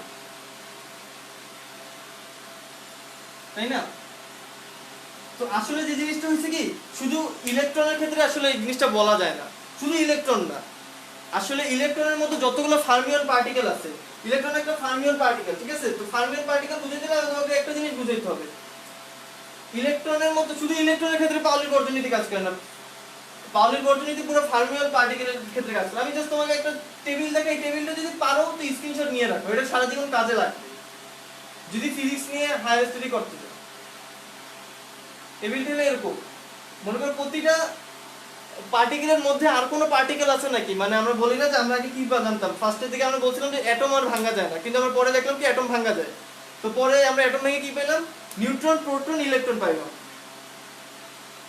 আমরা অ্যাটম ভেঙে কি পেয়েছিলাম, নিউট্রন পাইছি, প্রোটন পাইছি, ইলেকট্রন পাইছি। তো বিজ্ঞানীরা ভাবলো যে আরো এটা ভাঙা যায় নাকি, ঠিক আছে, যে নিউট্রন প্রোটন ইলেকট্রন আর কি ভাঙা সম্ভব। তো এটা ভাঙা সম্ভব নাকি সম্ভব না এটা পরীক্ষা করার জন্য আমাদের একটা লার্জ হ্যাড্রন কোলাইডার নামে একটা এক্সপেরিমেন্টাল জায়গা আছে, সবাই অনেকে হয়তো নাম শুনছো যে লার্জ হ্যাড্রন কোলাইডার। তো এখানে কি করে, দুই পাশ থেকে, এই পাশ থেকে ট্রিলিয়ন ট্রিলিয়ন পার্টিকেল মারে, এই পাশ থেকে ট্রিলিয়ন ট্রিলিয়ন পার্টিকেল মারে, তারপর এই মাঝে একটা ধাক্কা লাগে, ধাক্কা বা পলিউশন তৈরি হয়। পলিউশনের কারণে নতুন কোনো পার্টিকেল যদি এদের মধ্যে থাকে তাহলে সেটা বের হবে, আর যদি এদের মধ্যে কোনো নতুন পার্টিকেল না থাকে সেটা বের হবে না। যার মনে করে যখন এরকম পলিউশন বা লার্জ হ্যাড্রন কোলাইডারের মধ্যে দুই দিক থেকে কোটি কোটি ইলেকট্রন একে অপরের দিকে ছুটে মারছে, নতুন আর কোনো পার্টিকেল বের হয় না, তাহলে কি ইলেকট্রন একটা মৌলিক পার্টিকেল। তো আমরা ইলেকট্রন এইখানে দিচ্ছি জায়গা, কেন দিচ্ছি আমি বলতেছি। হ্যাঁ আচ্ছা, সাইফুল বলছেন Nazrul Islam sir black hole নিয়ে অনেক লিখছিলেন, একটা পরমাণুতে দুইটা ইলেকট্রনের জন্য চারটা কোয়ান্টাম সংখ্যা মানে এক হতে পারে। শুধু এটা যারা জামাতে নিয়ম বলতে যে শুধু ইলেকট্রনের ক্ষেত্রে না, এটা আসলে ফার্মিয়নের সকল ফার্মিয়নের ক্ষেত্রে। আর এইটা না হওয়ার জন্য, যাতে কোনোভাবে একই স্টেটে না যায়, সেই জন্য করে কি পরমাণুর মধ্যে যে এই পার্টিকেলগুলো আছে তারা আবার উল্টা দিকে চাপ দেয়। উল্টা দিকে চাপ কখন দেয়, যখন মনে করো চারিদিক দিয়ে আবার গ্র্যাভিটিও চাপ দেয়। আমি জিনিসটা দেখাচ্ছি। তো মনে করো ইলেকট্রনে যখন এরকম দেখছে ইলেকট্রন ভাঙা যায়, কিন্তু নিউট্রনের মধ্যে নিউট্রন যখন এই পাশ থেকে মারছে এই পাশ থেকে মারছে, তখন ওরা দেখছে যে নিউট্রনের মধ্যে আরো দুই ধরনের পার্টিকেল পাওয়া যায়, আপ কোয়ার্ক ডাউন কোয়ার্ক। কি পাওয়া যায়, আমরা যদি এটা নাম দিই আপ কোয়ার্ক আর এটা পাওয়া যায় ডাউন কোয়ার্ক। তো নিউটনের মধ্যে এরকম আপ কোয়ার্ক আছে মেবি হলো নিউটনের মধ্যে আপ কোয়ার্কের হলো চার্জ থাকে হলো -2/3 আর এইটা হলো 1/3। 1/3 তো নিউট্রনটা যখন ওরা ভাঙছে, নিউট্রন ভাঙে ওরা দেখছে নিউট্রনটা দেখতে হলে এরকম, একটা হলো আপ কোয়ার্ক, দুইটা হলো ডাউন কোয়ার্ক, ঠিক আছে। আবার প্রোটন যখন ওরা এক্সপেরিমেন্ট করছে, তো প্রোটনের এর মধ্যে এরকম পাইছে যে দুইটা আপ কোয়ার্ক আর একটা হলো ডাউন কোয়ার্ক। এখন তুমি জিজ্ঞেস, তাহলে এখান থেকে তুমি কিন্তু বের করতে পারছো কেন নিউট্রনের চার্জ শূন্য হয়। কিভাবে দেখো, নিউটনের মধ্যে আপ কোয়ার্ক, কি বলে, আপ কোয়ার্ক আছে কয়টা, একটা আপ কোয়ার্কের মান কত -2/3, আর দুইটা ডাউন কোয়ার্কের মান কত 1/3 এবার যোগ করে দেখো তো 1/3 যোগ 1/3 -2/3, চার্জ কত আসে, শূন্য। তাহলে নিউটনের চার্জ কত, শূন্য হয়ে গেল। এবার যদি তুমি প্রোটনে যাও, প্রোটনের ক্ষেত্রে দেখো, প্রোটনের আপ কোয়ার্ক আছে কয়টা, দুইটা, তো -2/3 -2/3, আর হইলো 1/3, এটাতে মেবি আসবে হইলো -1 আসবে, কিন্তু এটা আসলে এন্টিটা তোমার কাজ করে, এন্টি পার্টিকেল যেটা এন্টি আপ কোয়ার্ক সেটা আছে, এই কারণে তোমার না 1/3 আর হইলো এটা, তো এই কারণে তোমার ওটা দিয়ে মাইনাস হয়ে যায়। তো আমরা এখানে দুইটা আর নতুন পার্টিকেল দেখতে পেলাম, এবং আপ কোয়ার্ক আর ডাউন কোয়ার্ক হলো মৌলিক পার্টিকেলের মতো।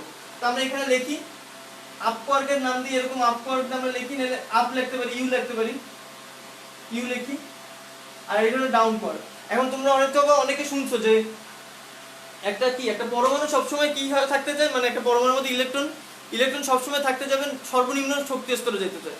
শুধু ইলেকট্রন না, এই জিনিসটা শুধুমাত্র ইলেকট্রন না, যত মৌলিক পার্টিকেল আছে সবাই এই জিনিসটা মানতে চায়। কারণ দেখো, আপ কোয়ার্কের আবার অনেকগুলো ভাই আছে, দুইটা ভাই আছে, ডাউন কোয়ার্কের দুইটা ভাই আছে, এদের কি শক্তিটা একটু বেশি। আপ কোয়ার্কের দুইটা ভাই কি, আপ কোয়ার্কের দুইটা যে ভাই আছে, মনে করো আপ কোয়ার্ক যদি ছোট ভাই হয়, তার থেকে আরেকটু যে বড় ভাই সে আছে, তার থেকে আরেকটা বড় ভাই আছে। তো আমি কি বলছি, পার্টিকেল চাই কি সর্বনিম্ন শক্তি অর্জন করতে। তো আপ কোয়ার্ক যেটা আছে সেটা একটু স্থির, কিন্তু তার থেকে যেটা আরেকটু শক্তিশালী, সেটার নাম মেবি হইলো চার্ন না স্ট্রং। আচ্ছা, তো আপ কোয়ার্কের যে মেজো ভাই আছে সেটা হলো চার্ন, আর আপ কোয়ার্কের যে সবচেয়ে বড় ভাই সেটা হলো টপ। তো আমরা এখানে লিখি চার্ন আর হলো টপ। এরকম আবার ডাউন কোয়ার্কেরও দুইটা ভাই আছে, ডাউন কোয়ার্কের দুইটা ভাই কি, এই ডাউন কোয়ার্ক যদি সবচেয়ে ছোট ভাই হয়, এটা হলো আপ কোয়ার্ক, আর ডাউন কোয়ার্ক এরকম সবচেয়ে ছোট ভাই হলে ডাউন কোয়ার্কের থেকে একটু মেজো ভাই যে আছে তাকে আমরা বলি চার্ন, আর হলো স্ট্রং। আর হলো আপ কোয়ার্কেরও এরকম সব কি বলে, ডাউন কোয়ার্কের আপ কোয়ার্কের মধ্যে একটা সবচেয়ে বড় ভাই আছে, তাকে আমরা বলি বটম। ঠিক আছে, তো আমরা এখানে জিনিসটা লিখি এস বটম। হ্যাঁ, প্রোটনের পজিটিভ আসবে, প্রোটনের মেবি হলো দুইটা আপ ডাউন, আপ কোয়ার্ক থাকে আর একটা হলো ডাউন কোয়ার্ক থাকে। আমি চার্জের হিসাবটা পরে দেখাচ্ছি। আবার এগুলো প্রত্যেকটা পার্টিকেলের আবার একটা করে এন্টি পার্টিকেল থাকে, ঠিক আছে। আমি সেটা পরের ক্লাসে যদি দেখানো সম্ভব হয় আমি দেখানোর চেষ্টা করবো। তুমি সবাই এই জিনিসটা কি বুঝতেছো? এরা হলো সবচেয়ে বেশি অস্থায়ী, কারণ দেখো এদের শক্তিটা অনেক বেশি। আর আমরা কি পড়ছি যে ইলেকট্রন অথবা যে কোনো ফার্মিয়ন পার্টিকেল সর্বনিম্ন শক্তি অর্জন করতে চায়। তো এরা কি হয়, অনেক অস্থিতি হয়, এরা সবসময় এইটা থেকে এইটাতে যায়, এইটা থেকে এইটাতে যায়, এবং এইটাতে যাওয়ার চেষ্টা করে। যত শক্তি বেশি সে তত বেশি অস্থায়ী, ঠিক আছে। এই জিনিসটা আমরা যত শক্তি বেশি তত বেশি অস্থায়ী, এই জিনিসটা আমরা আমার হাইজেনবার্গের আনসার্টেনিটি নীতি থেকে আমরা দেখাতে পারি, কিন্তু আমরা আপাতত ইজি ভাবে দেখাই।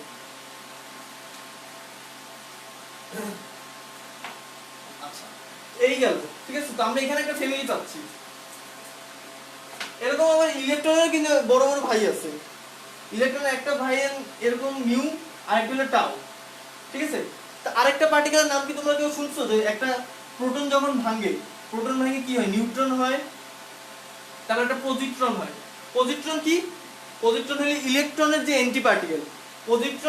ইলেকট্রনের চার্জ কি মাইনাস, আর পজিট্রনের হলো ই প্লাস, এটাকে বলে পজিট্রন, ঠিক আছে। তো একটা প্রোটন থেকে যখন নিউট্রন হয়, তখন একটা প্রোটন থেকে নিউট্রন হয়, পজিট্রন হয়, আর তৈরি হয় হলো কি বলে, নিউট্রিনোর নাম তো তোমরা শুনছো তাই না?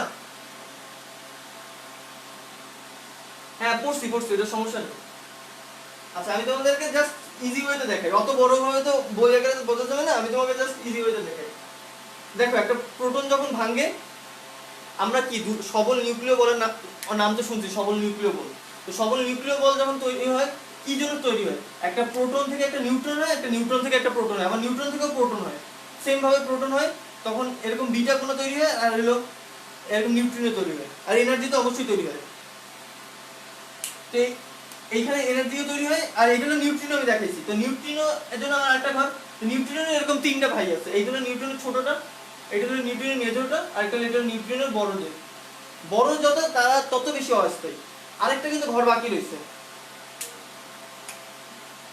এই যে আরেকটা ঘর বাকি রয়েছে, এই ঘরটাকে আমরা বলি বোসন, বোসন পার্টিকেল।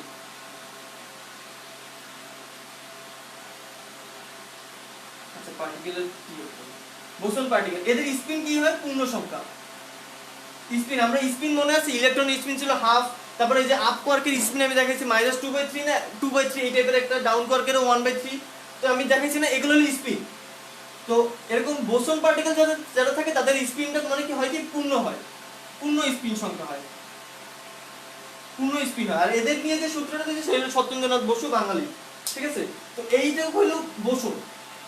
বোসনের কাজ হলো, বোসনের কোনো ভর থাকে না, এবং বোসনের শুধুমাত্র এনার্জি ফ্লো করে, মানে ফোর্স ফ্লো করে। তুমি যেমন সবল নিউক্লিয় বল শুনছো, এই বোসনের মধ্যে আছে W+ boson, Z boson, W- boson.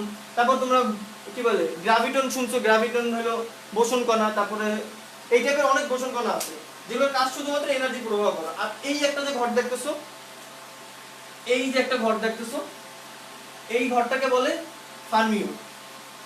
ফার্মিয়নের বৈশিষ্ট্য কি, ফার্মিয়নের ইলেকট্রন কি বলে স্পিন থাকে, ভগ্নাংশ আকারে স্পিন থাকে, ভগ্নাংশ আকারে স্পিন থাকে। আর এই নিচের দুইটাকে বলে লেপ্টন, এই লেপ্টন হলো নিচের দুইটা, আর উপরের দুইটা হলো মেবি কোয়ার্ক, উপরের দুইটাকে বলে কোয়ার্ক। এইটুকু যদি বুঝো, আমি এরপরে ব্ল্যাক হোলটা বুঝাচ্ছি। এইটুকু কি বুঝছো, যারা আছে একটু বলো।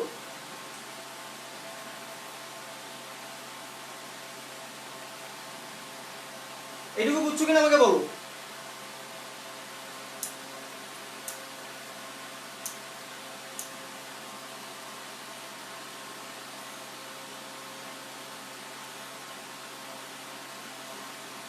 আচ্ছা আমি এইটুকু জাস্ট তোমরা বুঝো, আমি এই জিনিসটা আবার একটা নেমে বুঝাই দেবো, সেটা সমস্যা হবে না। এইটুকু বুঝছো কিনা আমাকে বলো। আচ্ছা এইটুকু বুঝে থাকো, তাহলে আমি জাস্ট এরপর যাচ্ছি। তো আমি কি বললাম, তোমরা যে পলির বর্জন নীতিটা বলছো, পলির বর্জন নীতি সবাই ক্ষেত্রে কাজ করবে। এই যে ফার্মিয়ন যারা আছে সবাই ক্ষেত্রে পলির বর্জন নীতি কাজ করবে। এই বর্জন নীতি কাজ করার জন্য এটা কি করবে, বিওন পাইওন। আসলে আমাদের অঙ্কে যাইতে হবে, তো আমি জাস্ট একটু শর্টের মধ্যে দেখানোর চেষ্টা করতেছি। তো এইটা এই জিনিসটা মনে রাখার চেষ্টা করি, এই হলো আমাদের পার্টিকেল টেবিল, ঠিক আছে। তো এবার জাস্ট আমি একটু সিম্পলের মধ্যে দেখাই দিচ্ছি পলির বর্জন নীতি হলো, তাহলে কি কেউ নিজেদের কোয়ান্টাম স্টেট, চারটা কোয়ান্টাম স্টেট বা যতগুলো কোয়ান্টাম স্টেট থাকবে একই হবে না, একটার সাথে আরেকটা কোয়ান্টাম স্টেট কখনো একই হবে না। ধরো তো কোয়ান্টাম স্টেট একই হইতে যাচ্ছে না, কিন্তু গ্র্যাভিটি মনে করো একটা চাদরের মতো, ঠিক আছে। তুমি এই চাদরের মধ্যে কি হবে, একটা মনে করো একটা রাবারের টেবিল দেখছো, রাবারের টেবিল যেটার উপরে যে লাফ মারলে আবার হয়, যে জিমনেশিয়ামে যেমন দেখে না, যে তুমি এই টেবিলের উপর লাফ দিলে কি হবে, আবার উপরের দিকে উঠবা। তো এই গ্র্যাভিটির যে স্পেস টাইম ফেব্রিকটা থাকে এরকম, এটাকে তুমি একটা এরকম চাদরের মতো ভাবতে পারো। তুমি যত এটার উপর ভর দিবা, এটা তোমাকে তত উপরের দিকে চাপ দিবে। শুধু উপরের দিকে না, তোমাকে চারদিক থেকে চাপ দিবে। এটা যেহেতু 4 ডাইমেনশনাল, এটা তোমাকে চারদিক থেকে চাপ দিবে। তো এই কি হবে, যত বেশি ভর হবে, মনে করো যত ভর হবে, আমরা যেহেতু অনেক কম ভর, আমাদের উপর এই চাপটা মনে করো একদম হিসাবের বাইরে, কিন্তু যত ভারী হবে, মনে করো সূর্যের থেকে 3-4 গুণ ভারী হবে, এই ফোর্সটা তখন অনেক ভারী হবে। কিন্তু এত ভারী হবে তখন এটা কি হবে, সংকুচিত হতে থাকবে, এটা সংকুচিত হতে থাকবে, কিন্তু সংকুচিত হতে হতে একটা লেভেলে আসবে যখন কিনা ইলেকট্রনগুলো একই কোয়ান্টাম স্টেটে আসার মতো অবস্থা হয়ে যাবে। একদম ইলেকট্রনগুলো এর থেকে আরেকটু বল প্রয়োগ করলে ইলেকট্রন একই কোয়ান্টাম স্টেটে আসবে, তখন ভিতরে যে কোয়ান্টাম পার্টিকেলগুলো আছে সেটা আবার বিপরীত দিকে চাপ দিবে। তো এইভাবে করে সূর্যের মধ্যে সাম্যাবস্থা থাকে, সূর্যের সাম্যাবস্থা বজায় রাখতে পারে। কিন্তু যারা অনেক ভারী হয় তাদেরকে চাপ দিয়ে এবং গ্র্যাভিটি একসময় জিততে দেয়, গ্র্যাভিটি একসময় জিততে থাকে, এবং জিততে গিয়ে কি হয়, ফার্স্ট আমরা নিউটন স্টারের নাম শুনছি। তো নিউটন স্টারের কি হয়, নিউটন স্টারের হয় কি ইলেকট্রন হারিয়ে যায়, ঠিক আছে। ইলেকট্রন তখন হারিয়ে যায়, তখন শুধু নিউট্রন থাকে, তখন শুধু নিউট্রন থাকে, কিন্তু তারপরেও গ্র্যাভিটি চাপ দিতেই থাকে। যদি তখনও নিউট্রন স্টারও অনেক ভারী হয়, তখনও আবার গ্র্যাভিটি চাপ দিতে থাকে। এবার চাপ দিতে থাকলে হয় কি, এবার নিউট্রন, আগে ছিল ইলেকট্রন, ইলেকট্রন কিন্তু নিজের পলির বর্জনীতে হারায় ফেলে। এইটা থেকে চন্দ্রশেখর লিমিটটা আবিষ্কার করছে, যে পলির বর্জনীতে হারাইছিল একটা ইলেকট্রনকে, দুইটা ইলেকট্রনকে একই কোয়ান্টাম স্টেটে আনতে হলে একদম একই থাকবে সব স্পিন সবকিছু, চারটা কোয়ান্টাম সংখ্যা একই থাকতে হলে পলির বর্জন নীতিটা যদি ভাঙতে হয় সেটাতে যে পরিমাণ শক্তি দিতে হবে সেটা হবে সূর্যের থেকে 3 গুণ বড়, ঠিক আছে, 3 গুণ ভারী। সূর্যের থেকে যদি 3 গুণ কোনো ভারী নক্ষত্র হয় সে আর পারে না, সে আর পলির বর্জনীতিটা বজায় রাখতে পারে না, গ্র্যাভিটি তখন জিতে যায়, তখন গিয়ে আমরা নিউট্রন স্টারের মতো পাই। এবং মোটামুটি যদি তারপরেও যদি মনে করি সে অনেক ভারী থাকে তখন আরো চাপ দিতে থাকে, তখন কি হয়, নিউট্রনও চেষ্টা করতে থাকে নিজের কোয়ান্টাম স্টেটটা বজায় রাখার জন্য। এবং তারপরে কি হয়, নিউট্রনও যদি একসময় হারিয়ে যায় তখন ব্ল্যাক হোল হয়। ব্ল্যাক হোল হলো একটা পয়েন্ট অফ সিঙ্গুলারিটি, সেইটার উপরেও চাপ দিতে থাকে, গ্র্যাভিটি সেটার উপরেও চাপ দিতে থাকে। এবং এটার অবস্থান যে কি হয় সেটা আমাদের সায়েন্সে নাই, ঠিক আছে। এই ছিল সিম্পল একটা জিনিস, জাস্ট একদম সিম্পল হিসাব দিয়ে যদি বোঝানোর চেষ্টা করি, এইটা হলো যে ফার্মিয়ন কণাসমূহ পলির বর্জনীতি মাইনে চলে, শুধু ইলেকট্রন না, যে কোনো ফার্মিয়ন কণা পলির বর্জনীতি মানবে। আচ্ছা,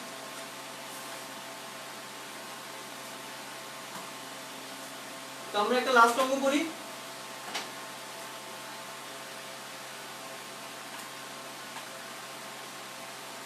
সবাই জিনিসটা বুঝছো কিনা আমাকে একটু জানাও, সবাই বুঝছো কিনা একটু জানাও।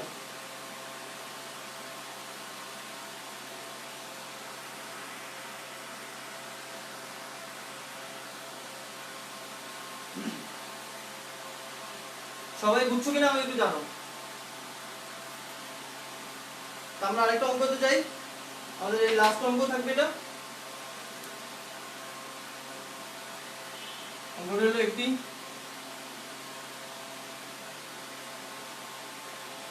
বস্তু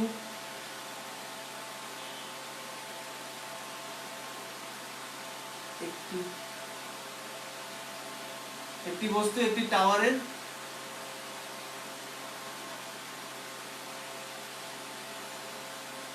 শীর্ষ বিন্দু হতে ছেড়ে দেওয়া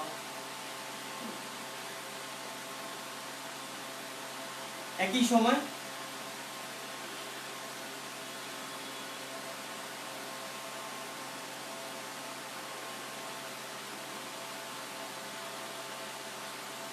তোমরা একটু জলদি জলদি একটু আমার সাথে তুলো।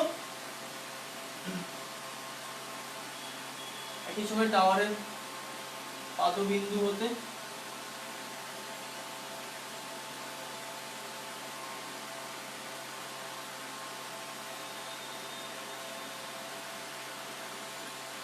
আরেকটি বস্তু সরাসরি উপরের দিকে নিক্ষেপ করা হলো।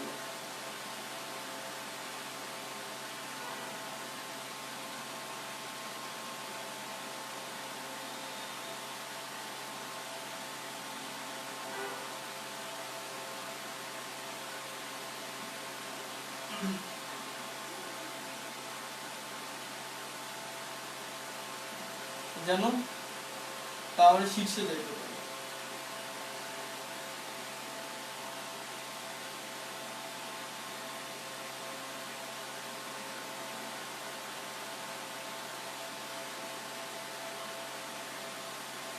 বস্তুটা কোথায় মিলিত হবে?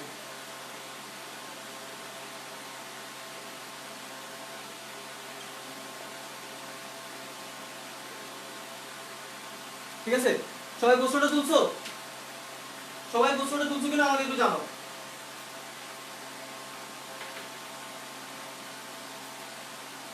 সবাই প্রশ্নটা তুলছো কিনা আমাকে একটু জানাও।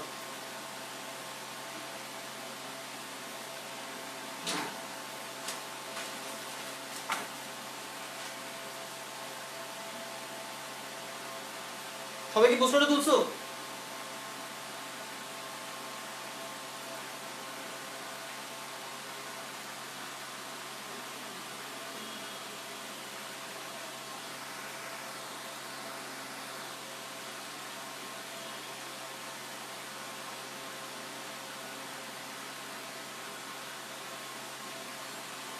সবাই প্রশ্নটা তুলছো কিনা আমাকে একটু জানো। আচ্ছা, ডান, তারপর মামুনা বছর বুঝছি, 80 বছর ডান, জানো তোর কাছে স্লিম বছর বুঝছো। আচ্ছা ঠিক আছে, এবার আমরা অঙ্কটা শুরু করি।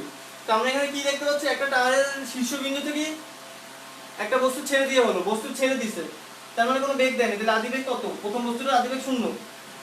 আর কি দেখতে পাচ্ছি, টাওয়ারের ঠিক একই সময় টাওয়ারের পাদবিন্দু হইতে আরেকটা বস্তু সরাসরি উপরের দিকে নিক্ষেপ করা হয়েছে, তাই না? সরাসরি উপরের দিকে নিক্ষেপ করা হয়েছে, তার মানে একই সময় নিক্ষেপ করা হয়েছে। আমরা ধরি টাওয়ারটা দেখতে হলে এরকম, তো টাওয়ারের উচ্চতা যদি h হয়, যদি নিচ থেকে উপরের দিকে বস্তুটা x, যে আমরা ধরি যে x দূরত্বে বস্তুটা মিলিত হবে,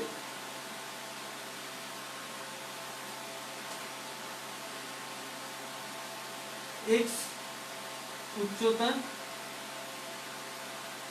বস্তুটা মিলিত হবে, x উচ্চতা আমরা ধরি বস্তুটা মিলিত হবে। তো এইটুকু যদি x উচ্চতা হয় নিচ থেকে, তাহলে এইটুকু কত? h - x, ঠিক আছে? তো এখান থেকে বস্তুটা ফলাই দেওয়া হলো, এখান থেকে বস্তুটা উপরের দিকে মারা হলো। এবার এই দিক থেকে উপরে যাওয়ার আমাদের গতির সমীকরণ কি পাই আমরা? তাহলে আমরা ফার্স্টেরটাই ধরি, এইটা উপর থেকে আমি একটা বস্তু ছাড়ছি, এটা h - x দূরত্ব কত সময় অতিক্রম করব, আমি কিভাবে বের করতে পারি? h - x, টাকে আমরা s এর মধ্যে তুলনা করতে পারি, s = ut plus half gt square, যেহেতু এটা ত্বরণের দিকে সরণ হচ্ছে। এবার u কত? আমাদের u হলো 0, তাহলে হাফ gt স্কয়ার, g আমরা যদি 9.8 হয়, আর t স্কয়ার, t এর মান আমরা এখনো জানি না কখন মিলিত হবে, কিন্তু একই সময় মিলিত হবে, এইটুকু তো শিওর। এবার আমরা এইখান থেকে একটা বস্তু ফেলে নিলাম, উপরের দিকে ছুঁড়ে মারছি, এটাকে আমরা সেইভাবেই করি, x = এবার কি আমাদের একটা বেগ আছে, আদিবেগ আছে, আদিবেগটা কত আমরা কিন্তু সেটা জানি না, আদিবেগটা কত সেটা আমরা জানি না, কিন্তু আমাদের শেষ বেগটা কত সেটা আমরা জানি, তাই না? শেষ বেগ হলো 0, কারণ এটা সর্বোচ্চ h উচ্চতা পর্যন্ত যেতে পারে। সবাই এইটুকু বুঝতেছে কিনা আমি একটু জানো। আচ্ছা, আরেকবার করতে বসো গাইড। একটা বস্তু একটি টাওয়ারের শীর্ষবিন্দু হতে ছেড়ে দেওয়া হলো, ঠিক আছে? তার মানে আদিবেগ 0 নিয়ে ছেড়ে দিচ্ছে h উচ্চতা থেকে। একই সময় টাওয়ারের পাদবিন্দু হতে আরেকটি বস্তু সরাসরি উপরের দিকে নিক্ষেপ করছে, সরাসরি উপরের দিকে একটা বস্তু নিক্ষেপ করছে, আমরা ধরলাম u বেগে নিক্ষেপ করছে, কিন্তু সরাসরি উপরের দিকে এমন ভাবে নিক্ষেপ করছে যেন টাওয়ারের উচ্চতায় গিয়ে সেটার বেগটা 0 হয়, এই যে যেন টাওয়ারের শীর্ষবিন্দুতে পৌঁছতে পারে, মানে টাওয়ারের শীর্ষবিন্দুতে গেলে বেগটা কত হবে? 0 হবে, তাই না? তো আমরা কি জানি? আমরা একটা সূত্র জানি না, v² = u² - 2gh। দেখো আমরা তো এটা জানি। এখন আমাদের টাওয়ারের শীর্ষবিন্দুতে মানে শেষ বেগটা কত? 0। তো এখান থেকে আমরা আদি বেগটা কত পাচ্ছি? u² = 2gh, তাই তো? এবার আমরা h এর মানটা কত পাচ্ছি? h = u² / 2g। আচ্ছা, 200 u² / 2g আছে।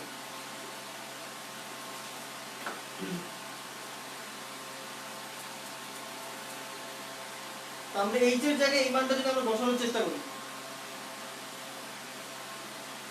h এর জায়গায় আমরা এই মানটা বসাই, h এ আমরা এই মানটা যদি বসাই তাহলে কি আসে? u² / 2g - x = half 9.8 t²। ওকে,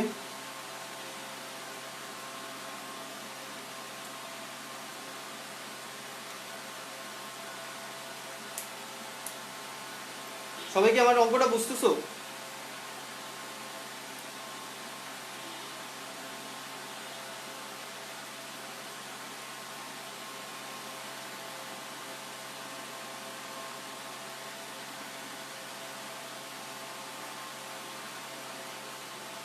সবাই কি ক্লাসটা দেখতে পাচ্ছ কিনা একটু বলো তো আমাকে।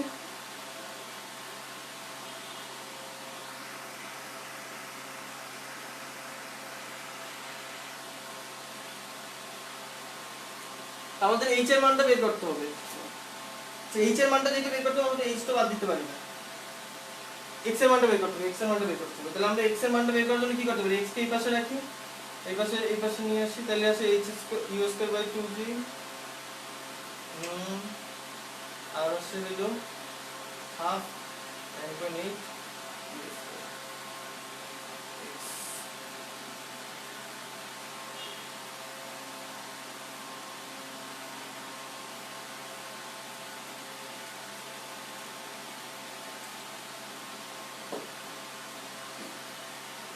x এর মান এটা আসছে আমাদের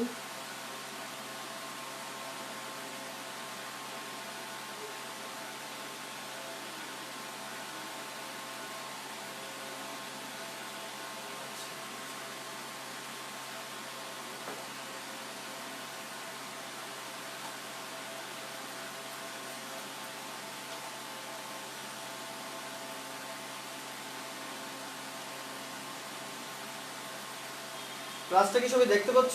একটু জানাও তো আমাকে।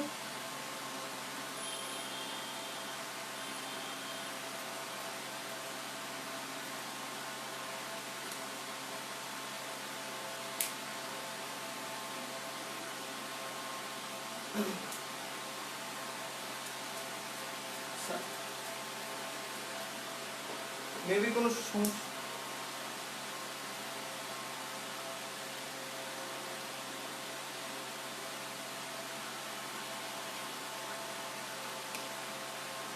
দেখতে পাচ্ছ?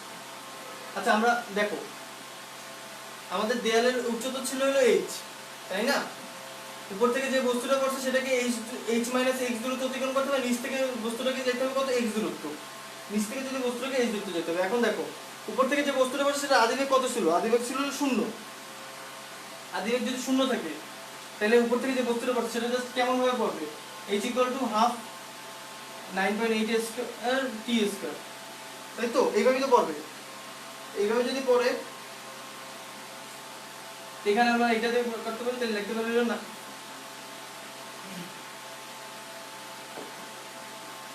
4.9 t স্কয়ার, এটা আসলো। এবার এখান থেকে আমরা x থেকে উপরের দিকে পাঠাবো, তাহলে x বরাবর উপরের দিকে পাঠাইলে আমাদের সমীকরণটা আসবে হলো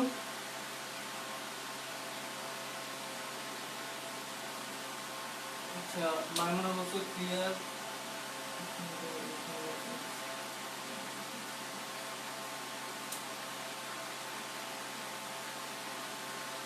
আচ্ছা আমরা এখানে h লিখছি, এটা হবে h মাইনাস x। আচ্ছা এবার উপরের দিকে x যাবে, x যদি উপরের দিকে যায় তাহলে কি আসে? x বরাবর যদি উপরের দিকে যায় তাহলে আসে হলো ut minus half gt square, ut minus half gt square আসে। তো আমরা x এর জায়গায় h এর জায়গায় এটা বসাই, তাহলে কি আসে? h ut minus half gt square. আর এই বরাবর এই দিকে আসে হলো আমাদের 4.9 t স্কয়ার, তাহলে কত আসে? h ইকুয়াল টু এটাও 4.9 t স্কয়ার, তাহলে আসে ut plus 4.9 t square.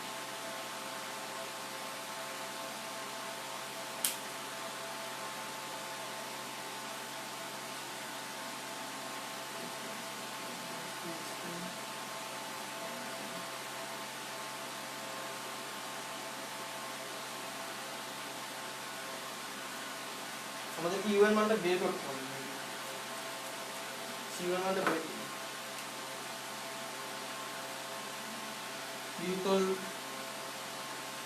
v equal to u minus mt, এখানে হবে gt, যেহেতু উপরের দিকে যাচ্ছে, উপরের দিকে একদম সর্বোচ্চ শেষ বেগ হবে 0, তাহলে u equal to gt, u equal to gt আসতো, তাহলে থাকে কত? g gt square plus 4.8।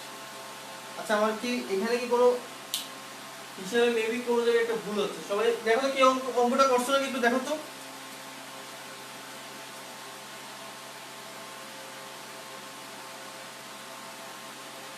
কেউ অঙ্কটা করছো নাকি একটু দেখো, আমার এখানে কোনো একটা জায়গায় হয়তো ভুল হচ্ছে।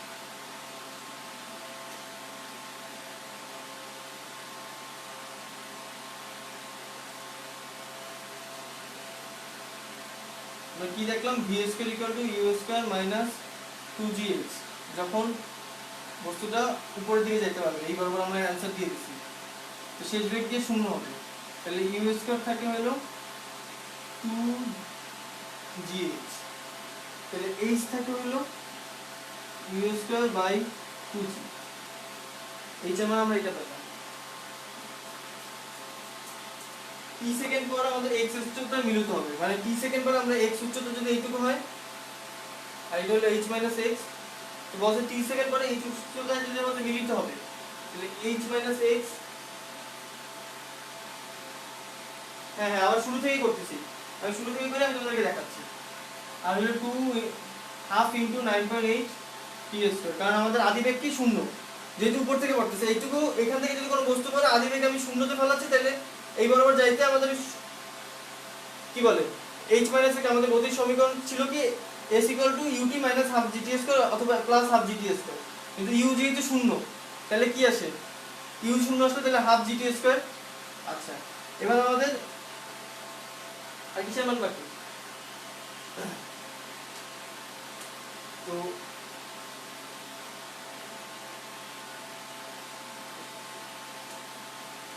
x ইকুয়াল টু,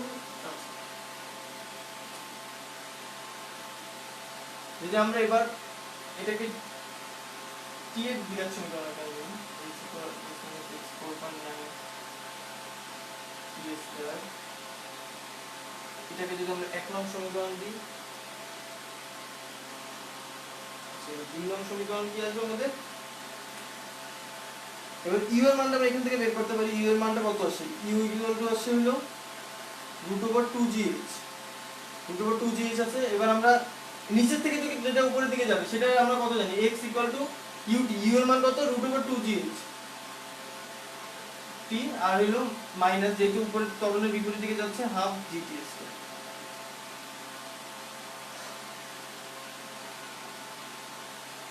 এবার যদি এখানে আসে,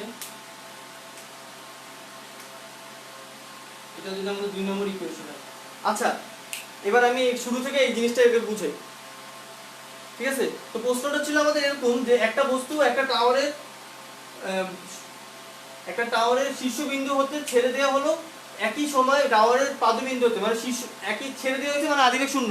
এই বস্তুটা যেটা হলো এই যে 1 নম্বরটা, এই হলো 1 নম্বর বস্তুটা যেটা ছেড়ে দেওয়া হয়েছে, সেটা টাওয়ার উচ্চতার উচ্চতার টাওয়ার থেকে ছেড়ে দেওয়া হয়েছে, কিন্তু এটা x উচ্চতা নিচ থেকে, মানে ভূমি থেকে x উচ্চতায় মিলিত হয়েছে, তার মানে উপর থেকে কতটুকু উচ্চতা হবে h - x। এবার নিচ থেকে আরেকটা বস্তুকে পাদবিন্দুতে উপরের দিকে নিক্ষেপ করা হয়েছে, তো আমরা এখান থেকে আরেকটা বস্তু একই সময় নিক্ষেপ করছি। এখন দেখো, যেটা উপর থেকে নিচের দিকে নিক্ষেপ করছি, যেটা উপর থেকে নিচের দিকে নিক্ষেপ না, যা ছেড়ে দিয়েছি সেটা হলো h - x দূরত্ব থেকে মিলিত হয়েছে, আমরা h - x সময়টা দিছি, h - x দূরত্ব কত সময় যাবে, হাফ gt স্কয়ার, t এর মানটা আমরা জানি না, তো আমরা এই পর্যন্ত রাখলাম। এইটুকু হলো আমাদের 1 নম্বর একটা ইকুয়েশন গেল। এবার আমরা আসছি 2 নম্বরে, আমরা নিচে থেকে উপরের একটা বস্তু পাঠাইছি যেটা আদিবেগ u আমরা জানি না, কিন্তু শেষ বেগ কত v, vটা কত শূন্য, যেহেতু টাওয়ারের উচ্চতায় গিয়ে শীর্ষবিন্দুতে গিয়ে পৌঁছতে পারবে, এইটুকুর পরে থেমে যাবে, তাহলে আমাদের কি আছে, শেষ বেগটা আসছে শূন্য, তাহলে আমাদের কি আসছে u² = 2gh, তাহলে আমাদের h এর একটা আমরা মান এখান থেকে বের করে রাখছি, আবার u এর একটা মান বের করে রাখছি, ঠিক আছে? তো আমরা এবার সেকেন্ডের জন্য মারছি এইটা আমাদের কিসের equation, s = ut + half gt square. এখন u এর মানটা আমরা কি পাইছি, এই যে দেখো u এর মানটা পাইছি √2gh, এই ইকুয়েশনটা থেকে আমরা √2gh পাইছি আর হাফ gt স্কয়ার। এবার আমরা কি করতে পারি, এই দুটো ইকুয়েশন 1 আর 2 যোগ করলে আমাদের x টার্মটা বাদ চলে যাবে, তাই না? দেখো এইটা কি আছে এখানে, আমি যদি ক্লিন করে লিখি,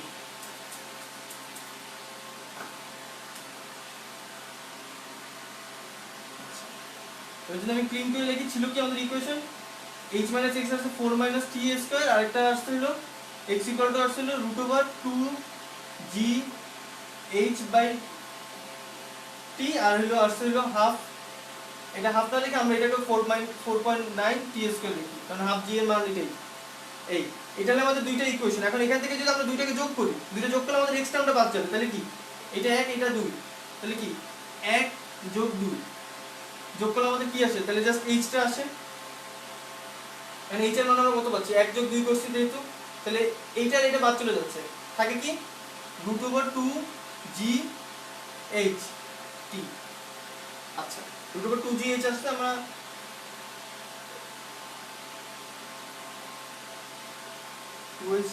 এবার আমরা t এর মানটা বের করি, t এর মানটা তাহলে কত আসে, h/√2gh, এটা আমাদের 3 নম্বর ইকুয়েশন, t এর মান এটা আসছে। আচ্ছা, তো আমাদের t এর মানটা কি আসছে, h/2gh, √2gh, এটা আসলে আমাদের t এর মান।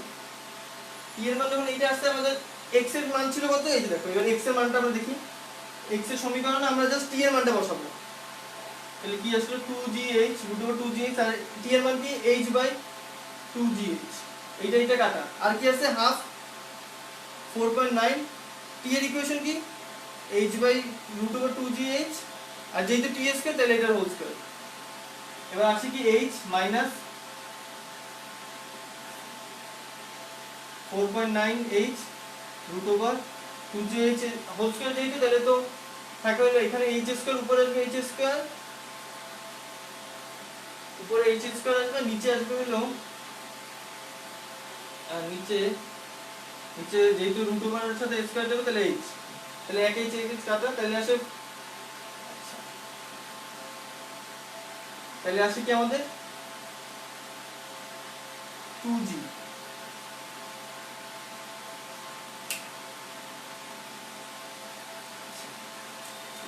দেখি দেখো এবার কি আসছে আমাদের x এর মান এই পর্যন্ত কত আসলো, x এর মান আসলে h মাইনাস 4.9 h বাই হলো 2g।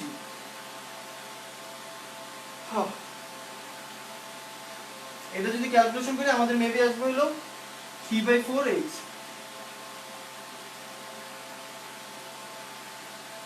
এবার জিনিসটা বলো যে সবাই বুঝছো কিনা, আমি একটু জানো।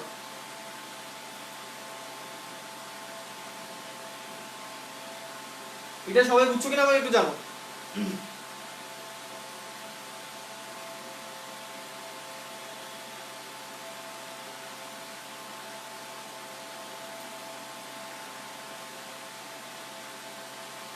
আচ্ছা, যারা বুঝছো আমাকে একটু কমেন্ট সেকশনে জানাই দাও।